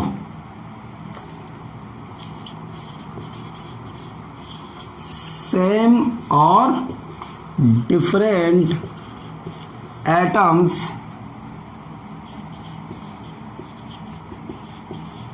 combines together by mutual sharing of electron, okay. जब दो या दो से ज्यादा सेम भी हो सकते हैं या डिफरेंट भी हो सकते हैं, ओके, आपस में कंबाइन होते हैं by mutual sharing of electron, इनको क्या बोलते हैं, तब कैसा बॉन्ड फॉर्म होगा आपका, कोवैलेंट बॉन्ड, ओके। अब देखिए म्यूचुअल शेयरिंग क्या होती है। म्यूचुअल शेयरिंग का मतलब होता है बराबरी की, ओके, आपस में बराबरी की साझेदारी, बिल्कुल समझिए इस बात को, ठीक। अब बराबरी की साझेदारी से मेरा क्या मतलब है समझिएगा। जैसे मान लो ये चंगू हैं, ओके, और ये कौन है, मंगू, ओके। अभी क्या हुआ, मंगू के पास कितनी रोटियां हैं? ओके, और ये बड़े मजे से अपने लिए खड़े हैं। चंगू आए, ये कौन है? मंगू। चंगू उनका भाई, यार एक काम कर, अपन लोगों के पास तो कुछ है ही नहीं, तेरे पास तो है ही, अपन के पास तो कुछ भी नहीं है, तो एक काम कर भाई, मुझे भी रोटी खिला ले। तो मंगू उनका कोई दिक्कत नहीं, आ जाओ खा लो। ठीक, तो इन लोगों ने क्या करा? आपस में रोटियों की शेयरिंग की? बोलिए नहीं, क्योंकि ये म्यूचुअल शेयरिंग नहीं है। इनके पास कहाँ कुछ था, ये तो भिखमंगे थे। म्यूचुअल शेयरिंग का मतलब क्या होता है समझिए। एक रोटी कौन लाए? चंगू, और एक रोटी कौन लाए? मंगू, और दोनों यहां बीच में रख लें, मिडिल में यूं करके। अब बताइए, अगर मंगू से कोई पूछेगा भाई साहब आपके पास कितनी रोटियां हैं, तो मंगू कितनी बताएंगे? मेरे पास तो 2 रोटियां हैं। कोई चंगू से पूछेगा आपके पास कितनी है, तो चंगू बताएंगे मेरे पास 2 हैं। एक्चुअल में इनके पास कितनी थी? 1 ही तो थी। इनके पास भी कितनी थी? 1। जब इन्होंने शेयरिंग की तो दोनों के पास कितनी हो गई? 2। ओके, दैट मीन्स अगर कभी 1 इलेक्ट्रॉन की शेयरिंग होगी तो एक एटम 1 देगा और दूसरा एटम भी 1 ही इलेक्ट्रॉन देगा, तो ओवरऑल दोनों के पास कितने हो जाएंगे? 2। ओके, ये बात समझ में आई? ठीक, इसमें एक एग्जाम्पल देख लेते हैं जल्दी से।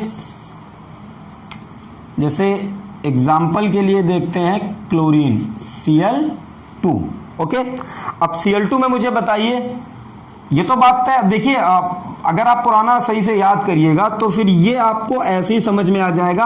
अगर फर्स्ट 2 जो ग्रुप हैं उनमें से कोई भी मेटल नहीं है आपके कंपाउंड में, तो फिर अंधी मारी हमेशा क्या होगा? कोवैलेंट। ओके, तो ये कैसा है? कोवैलेंट। कोवैलेंट होगा तो भाई complete transfer of electron bonding होगी क्या? नहीं। क्या होगा? शेयरिंग होगी। ओके, तो यहां पर कैसे होती है जरा समझिए, इसके बाद इसको डीप में पढ़ते हैं।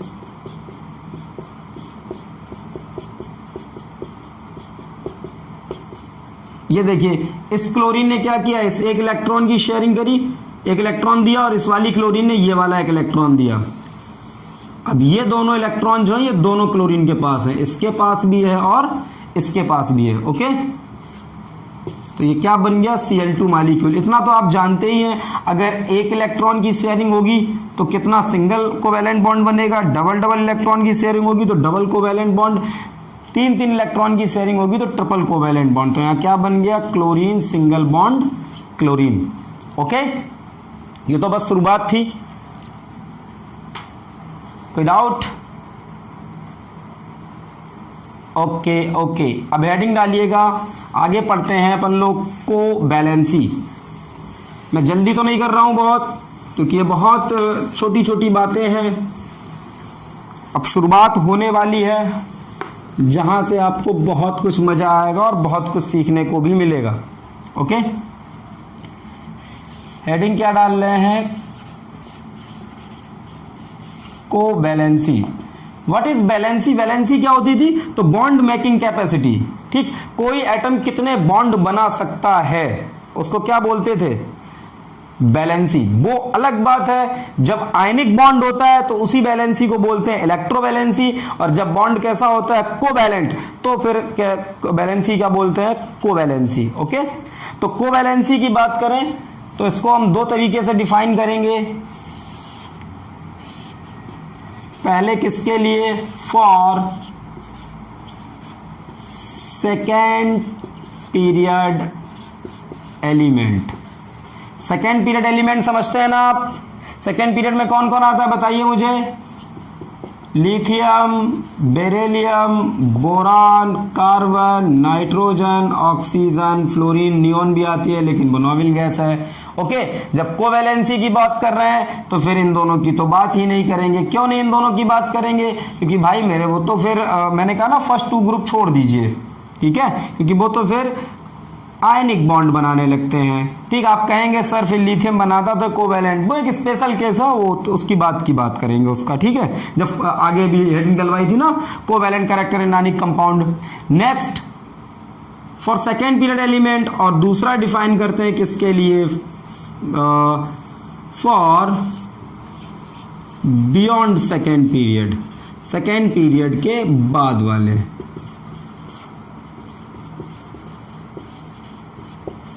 तो सेकेंड पीरियड एलिमेंट्स के लिए कोवैलेंसी क्या होती है, सुनिएगा।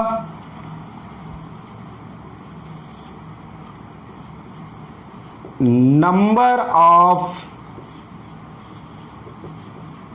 unpaired electron present in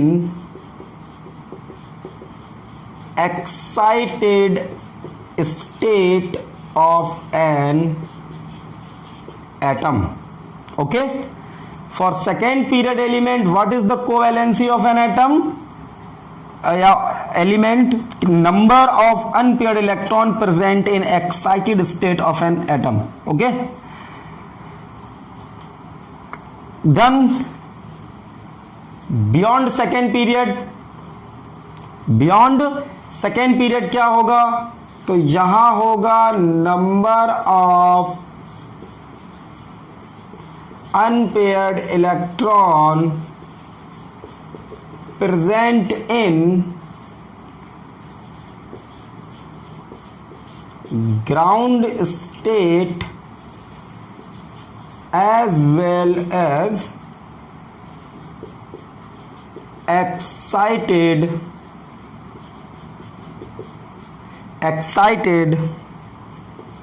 state। समझना पड़ेगा what is ground state and what is excited state, what is ground and what is excited state. पहले दोनों बातों को मेरे साथ एक बार दोहराइए जल्दी से। What is covalency for second period elements, number of unpaired electron present in excited state of an atom. ठीक है, किसी भी एटम की अगर आप क्या निकाल रहे होंगे, कोवैलेंसी, अगर वो सेकेंड पीरियड का है तो क्या होगा, number of unpaired electron present in excited state. Okay, covalency निकालने होंगे बियॉन्ड सेकेंड पीरियड एलिमेंट्स की, तो क्या आएगा, number of unpaired electron present in ground state as well as excited state. जल्दी से बोलिए। ठीक, अब समझते हैं what is ground state and what is excited state. Okay,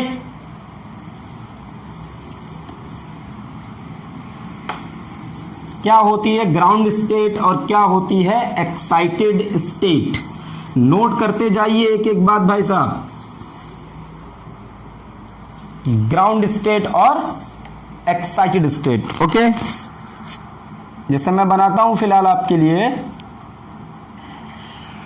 carbon. बताइए कार्बन का electronic configuration 1s2 2s2 2p2। मैंने क्या कहा, जब आप बैलेंसी की बात करेंगे, बॉन्डिंग की बात करेंगे, तो हमेशा किसे देखेंगे, आउटर मोस्ट सेल को। ओके, सेल की बात कर रहा हूं तो ये सेकेंड सेल आउटर मोस्ट है, इसकी बात नहीं कर रहा हूं। ओके, तो इसका कॉन्फ़िगरेशन वैसे कैसा है, 2,4। कितने बैलेंस इलेक्ट्रॉन, 4। ओके, अब समझिएगा इसकी क्या बना रहे हैं, ग्राउंड स्टेट। एक ही बार में समझ लीजिए क्या बना ले रहे हैं, इसकी ग्राउंड स्टेट। ठीक, कैसे बनाते हैं सुनिएगा। आउटर मोस्ट सेल जो है, तो वहां कितनी सब सेल है आपके पास, 2s है और कौन सी है,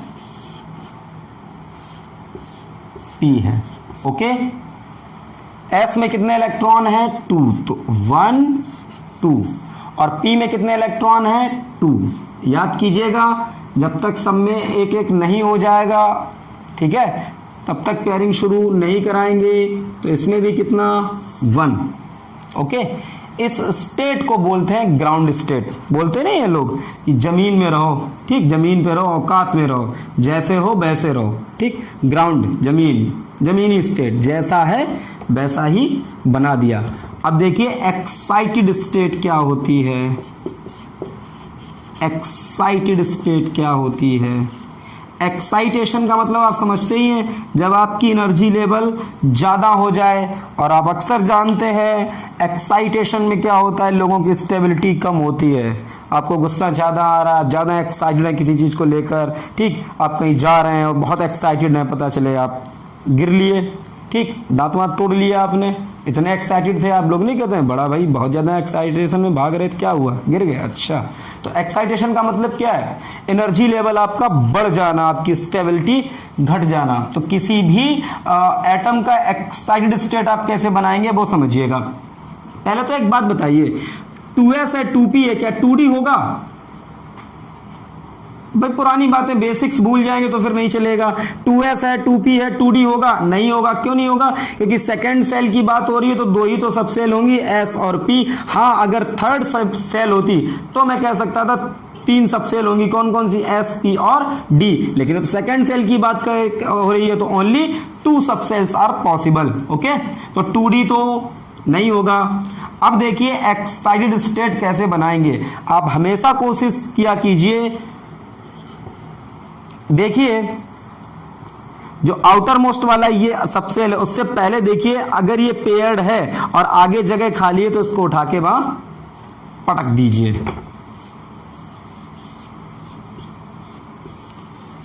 ये बन गई आपकी एक्साइटेड स्टेट।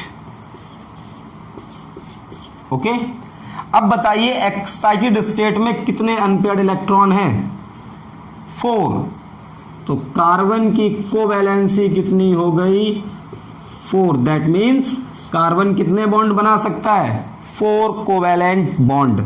ठीक, अब वो 4 कैसे बनाएगा? वो तो कंपाउंड्स पे डिपेंड करता है। 4 के 4 सिंगल बॉन्ड बनाएगा, या 2 डबल बना लेगा, या 1 डबल और 2 सिंगल बनाएगा, या 1 ट्रिपल या 1 सिंगल बनाएगा।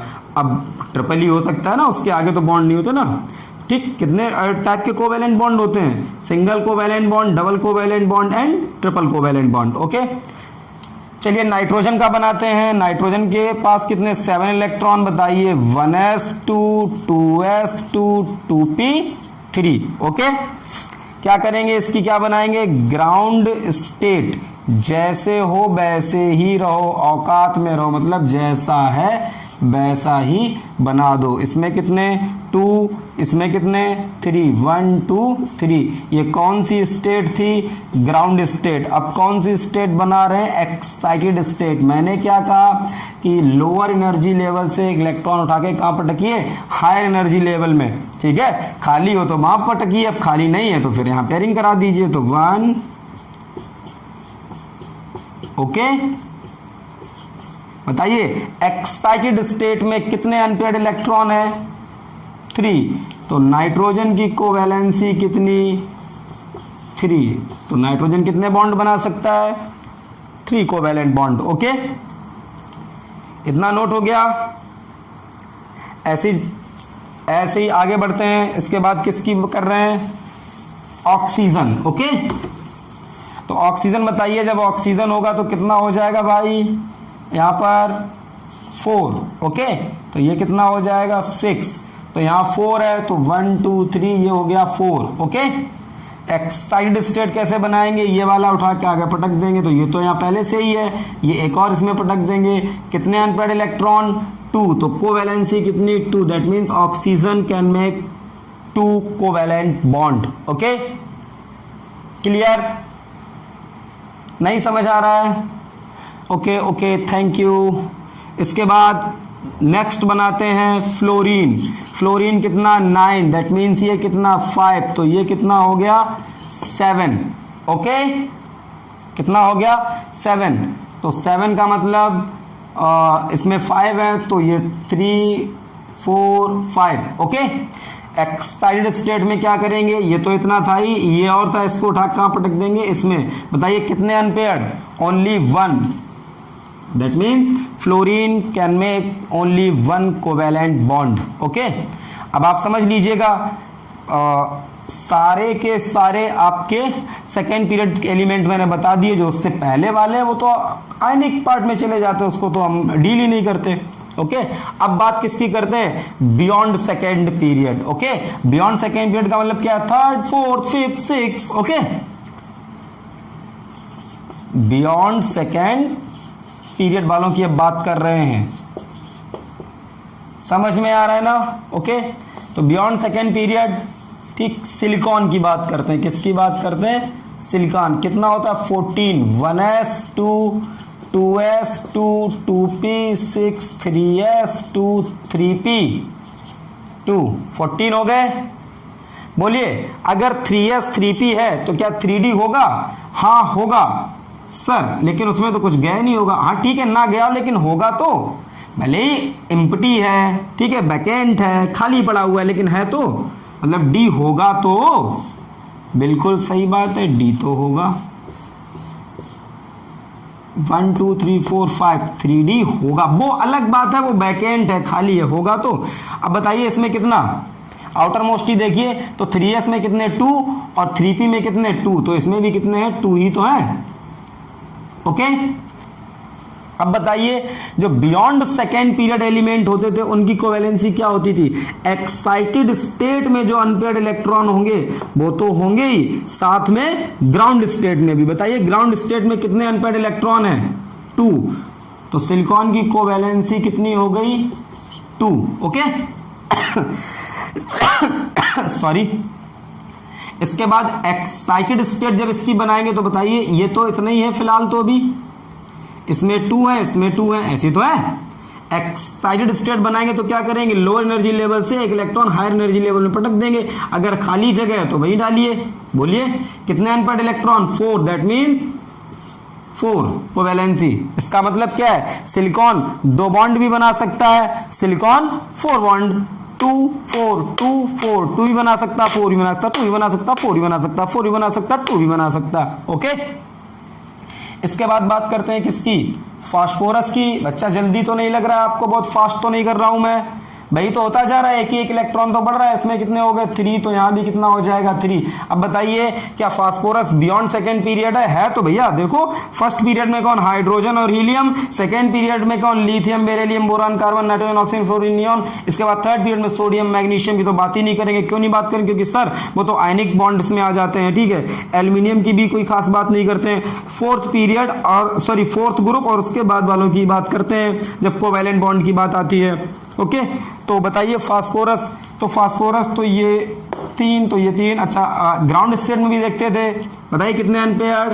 3। ओके, इसके बाद आ जाओ एक्साइटेड। तो फिलहाल ये तो थी आपकी कौन सी?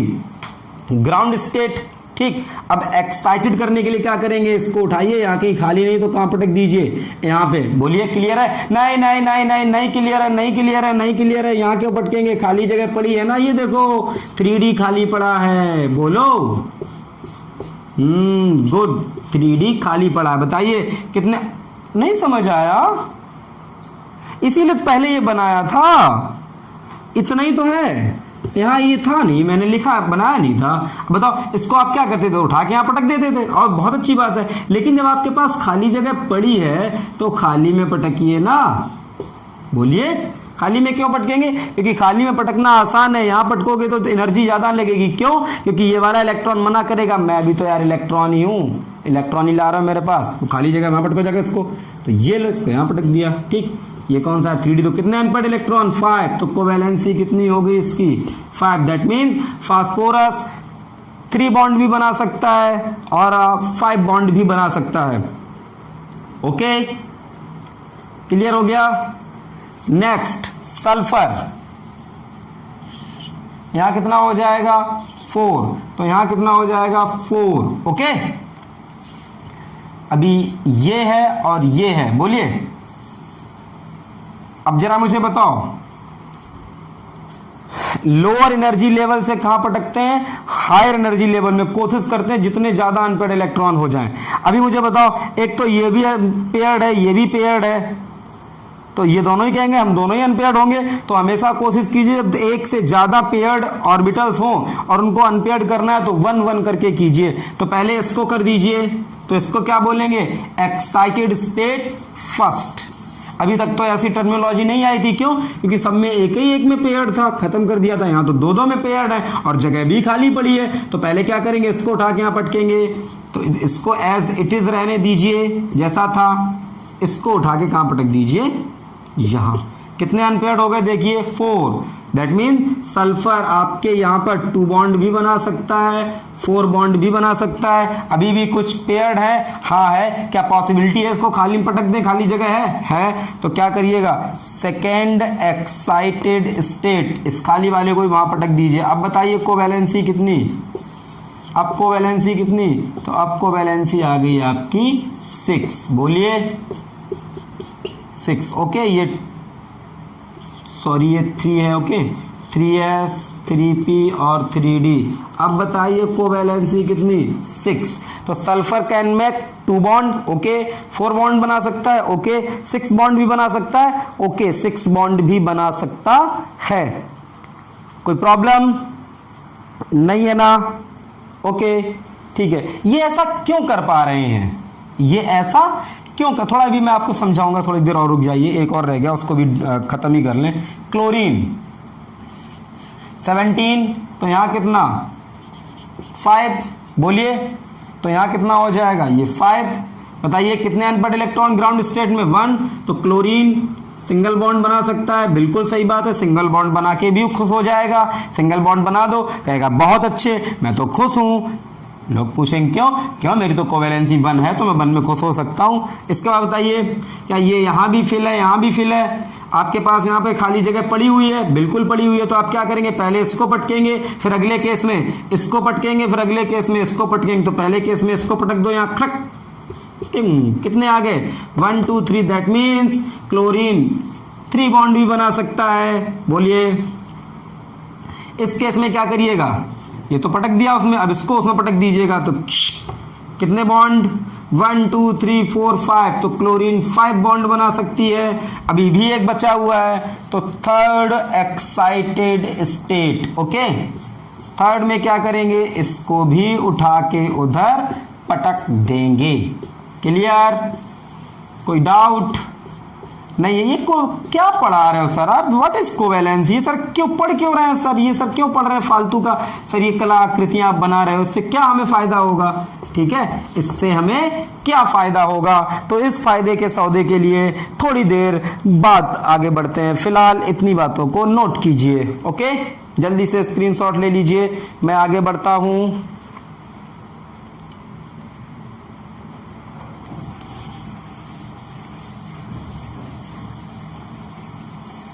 अभी आपको पता चलेगा इससे क्या फायदा है आपको। ओके,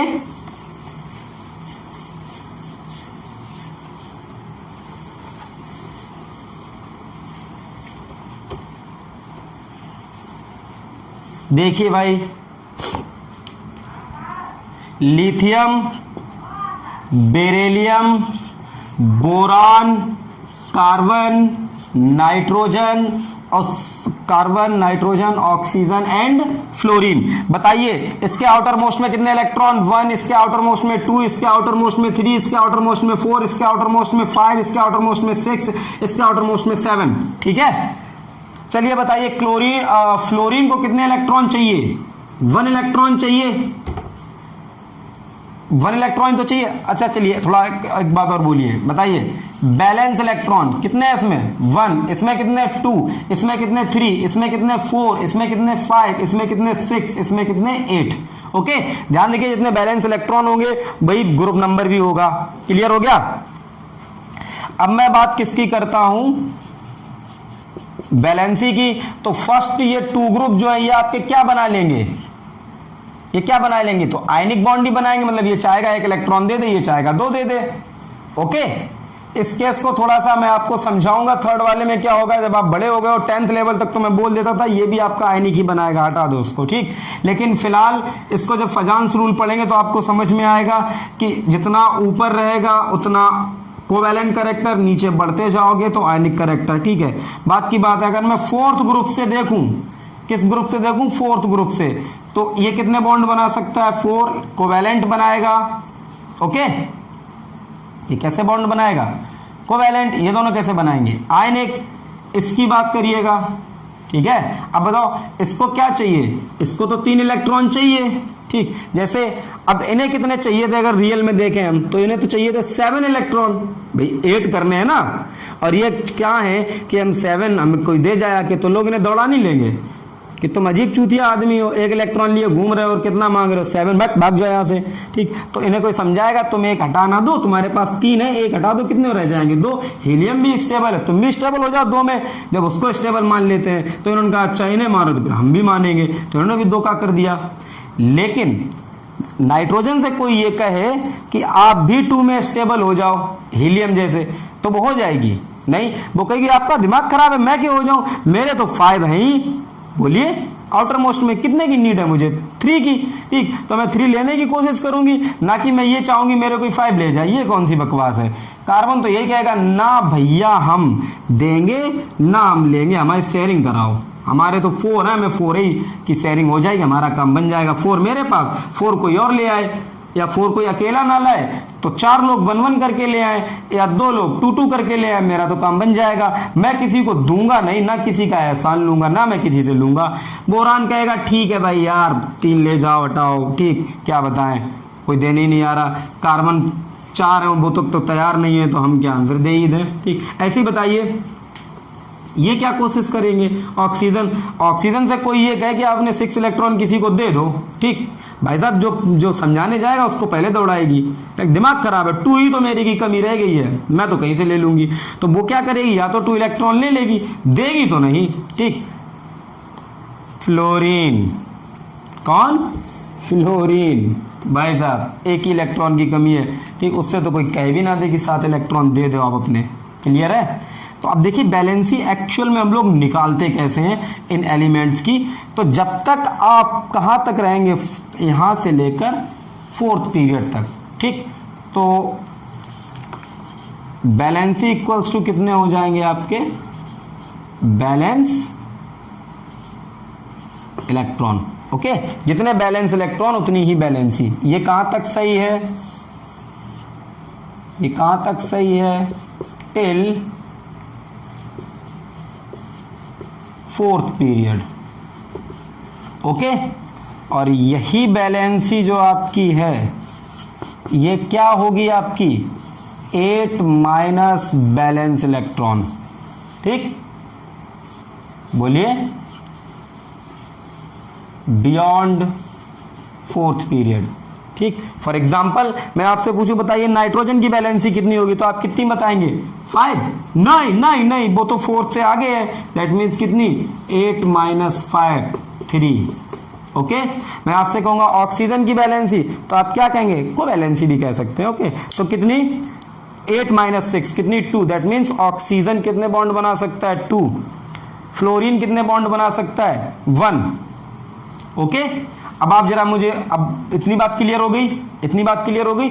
अब जो मैंने आपको कोवैलेंसी सिखाई है, ठीक, उसका समझिएगा, उसका क्या यूज है, क्या वो आपको फायदा करेगी। ठीक, जरा सोचिएगा।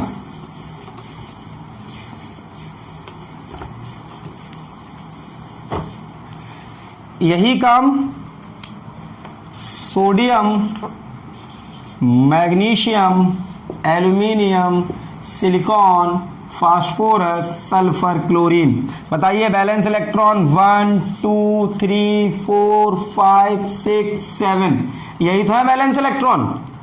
अब आप, मैंने क्या कहा, इन तीनों को तो फिलहाल छोड़ ही दो, ठीक है, क्योंकि ये दोनों तो आयनिक बनाते हैं, इसका भी पार्ट वहीं चला जाता। 4th में आ जाओ, ये तो कोवैलेंट ही बनाएगा।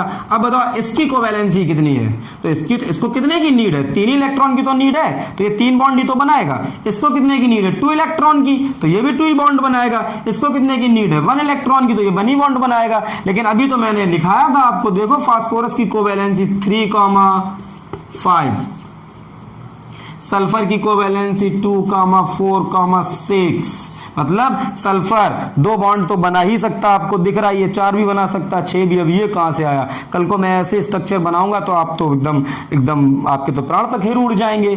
बोलिए आप क्या कहेंगे, ये अब क्या मास्टर करा रहे हैं। इसीलिए मैंने आपको क्या पढ़ाई, कोवैलेंसी। सर वो तो अच्छी बात है, आपने निकलवा दिया ये, लेकिन सर 4 बॉन्ड बना कैसे लेगा। सर अगर ये 4 बॉन्ड बनाएगा तो सर इसके आउटर मोस्ट में 8 कहां रहेंगे, 8 से ज्यादा नहीं हो जाएंगे।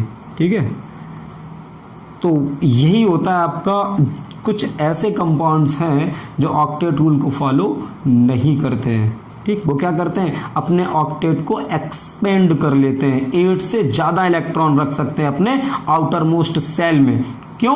क्योंकि उनके पास क्या है, बैकेंट डी ऑर्बिटल। देखिए वो फास्फोरस था, सिलिकॉन था, 3D बनाया था मैंने, ठीक, क्योंकि इनके पास वो खाली पड़ा था। अब जिसके पास खाली कमरा पड़ा वो तो किराएदार रखेगा ना, ठीक। पड़ोसी ये कहे आके कि नहीं आप कैसे रख पाएंगे किराएदार, एक कमरे में एक मकान में तो 10 ही लोग रह सकते हैं। वो कहेगा ठीक है 10 तो मेरी फैमिली के बाद बाकी जो खाली पड़े हम तो उसमें रखेंगे, आप क्या नहीं तो हम क्या करें।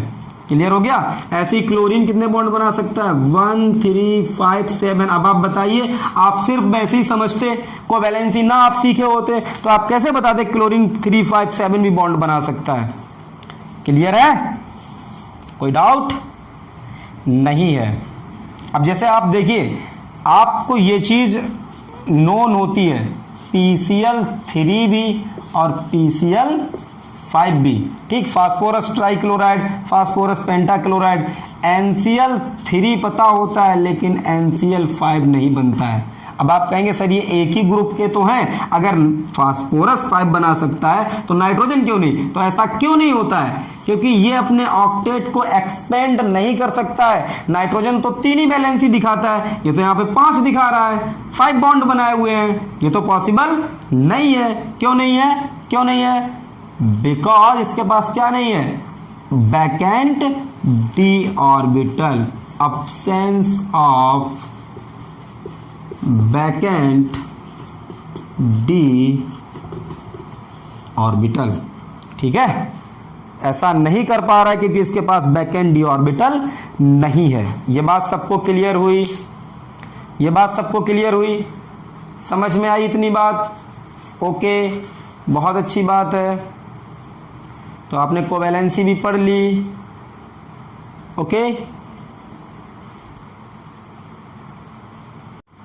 ओके। तो जैसे आपका होता पढ़ा था properties of ionic compounds, okay, वैसे ही हेडिंग डालिएगा प्रॉपर्टीज ऑफ कोवैलेंट कंपाउंड्स, और पहली हेडिंग उसमें physical state, okay, physical state. Ionic compounds कैसे होते थे, हार्ड सॉलिड होते थे। क्यों होते थे, क्योंकि उनके कॉन्स्टिट्यूएंट पार्टिकल्स के बीच क्या रहता था, electrostatic force of attraction, okay. तो जैसे आयनिक कंपाउंड होते थे हार्ड सॉलिड, वैसे ही अगर फिजिकल स्टेट्स में बात करें किसकी, कोवैलेंट कंपाउंड की, तो most of the covalent compound कैसे होते हैं, गैसेस। क्यों होते हैं, क्योंकि इनके जो कॉन्स्टिट्यूएंट पार्टिकल्स होते हैं इनके बीच क्या होता है, weak van der Waals force of attraction, okay. अब ये क्या होता है, कुछ नहीं, वो होता फोर्स ऑफ अट्रैक्शन ही है, ठीक, ये बस नाम है, इससे डरने की जरूरत नहीं है, ओके। कुछ लिक्विड होते हैं और बहुत कम क्या होते हैं, कोवैलेंट कंपाउंड सॉलिड होते भी हैं, तो वो सबलाइन सॉलिड होते हैं, ओके। अब क्या आगे क्या है कि जैसे जैसे आपका जो वीक वांडर वाल फोर्स है, जो वांडर वाल फोर्स जो है, ओके, ये इंक्रीज करेगा जैसे जैसे आपका मॉलिक्यूलर वेट बढ़ेगा। फॉर एग्जांपल आप देख सकते हैं F2Cl2, ये दोनों क्या हैं, गैसेस हैं, ओके। एक एग्जांपल लेके बता रहा हूं मैं, Br2 जो है वो आपकी क्या है, लिक्विड है। क्यों है, क्योंकि देख रहे ना, है तो ये कोवैलेंट, लेकिन Br2 जो है उसका मॉलिक्यूलर वेट थोड़ा सा बढ़ गया, तो वीक वान डर वाल फोर्सेस जो है वो क्या है, थोड़े से बढ़ गए, तो ये कहां पहुंच गया, लिक्विड, ओके। अब I2 जो होती है आपकी आयोडीन, आप जानते ही हो, ठीक है, ये क्या होती है, ये आपकी सबलाइम सॉलिड है, इसका मॉलिक्यूलर वेट कुछ ज्यादा ही है, ओके। ऐसे ही आप कार्बन कंटेनिंग कंपाउंड जब पढ़ेंगे, कार्बोनेट्स कंपाउंड पढ़ेंगे, तो कार्बन जैसे जैसे बढ़ते जाएंगे वैसे वैसे आपका जो कंपाउंड होगा वो gas to liquid to solid convert होता जाएगा। उसके बाद बात करें किसकी, मेल्टिंग पॉइंट और बॉइलिंग पॉइंट की, ओके। तो यहाँ क्या है, फिर वही बात, जो आपके आयनिक कंपाउंड्स होते थे वहां क्या होता था, strong electrostatic force of attraction होता था, यहाँ वीक है तो वहां एमपी और बीपी कैसे होते थे, हाई, यहाँ एमपी और बीपी कैसे होंगे, लो। एमपी एंड बीपी कैसे होंगे, लो, बिकॉज वही बात, weak van der Waals force of attractions are present. Okay, इसके बाद इलेक्ट्रिकल कंडक्टिविटी की बात करें, इलेक्ट्रिकल कंडक्टिविटी तो most of the covalent compound जो है बहुत रेयर केस है, जैसे ग्रेफाइट हुआ, ओके, वो इलेक्ट्रिसिटी को कंडक्ट कर जाता है। क्यों कर जाता है, आपने 10th लेवल पर पढ़ा था, क्योंकि उसमें मोबाइल पाई इलेक्ट्रॉन्स प्रेजेंट होते हैं, मोबाइल क्या मतलब तो चल सकते हैं। ओके, उसके बाद नेचर ऑफ बॉन्ड की बात करते हैं, किसकी बॉन्ड करते हैं, किसकी बात करते हैं, नेचर ऑफ बॉन्ड।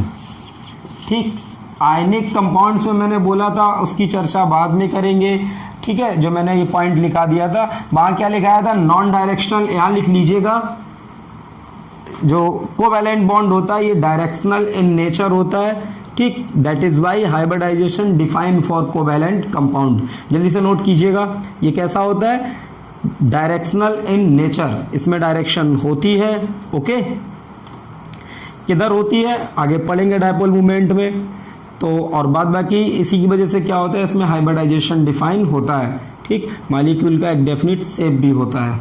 ओके,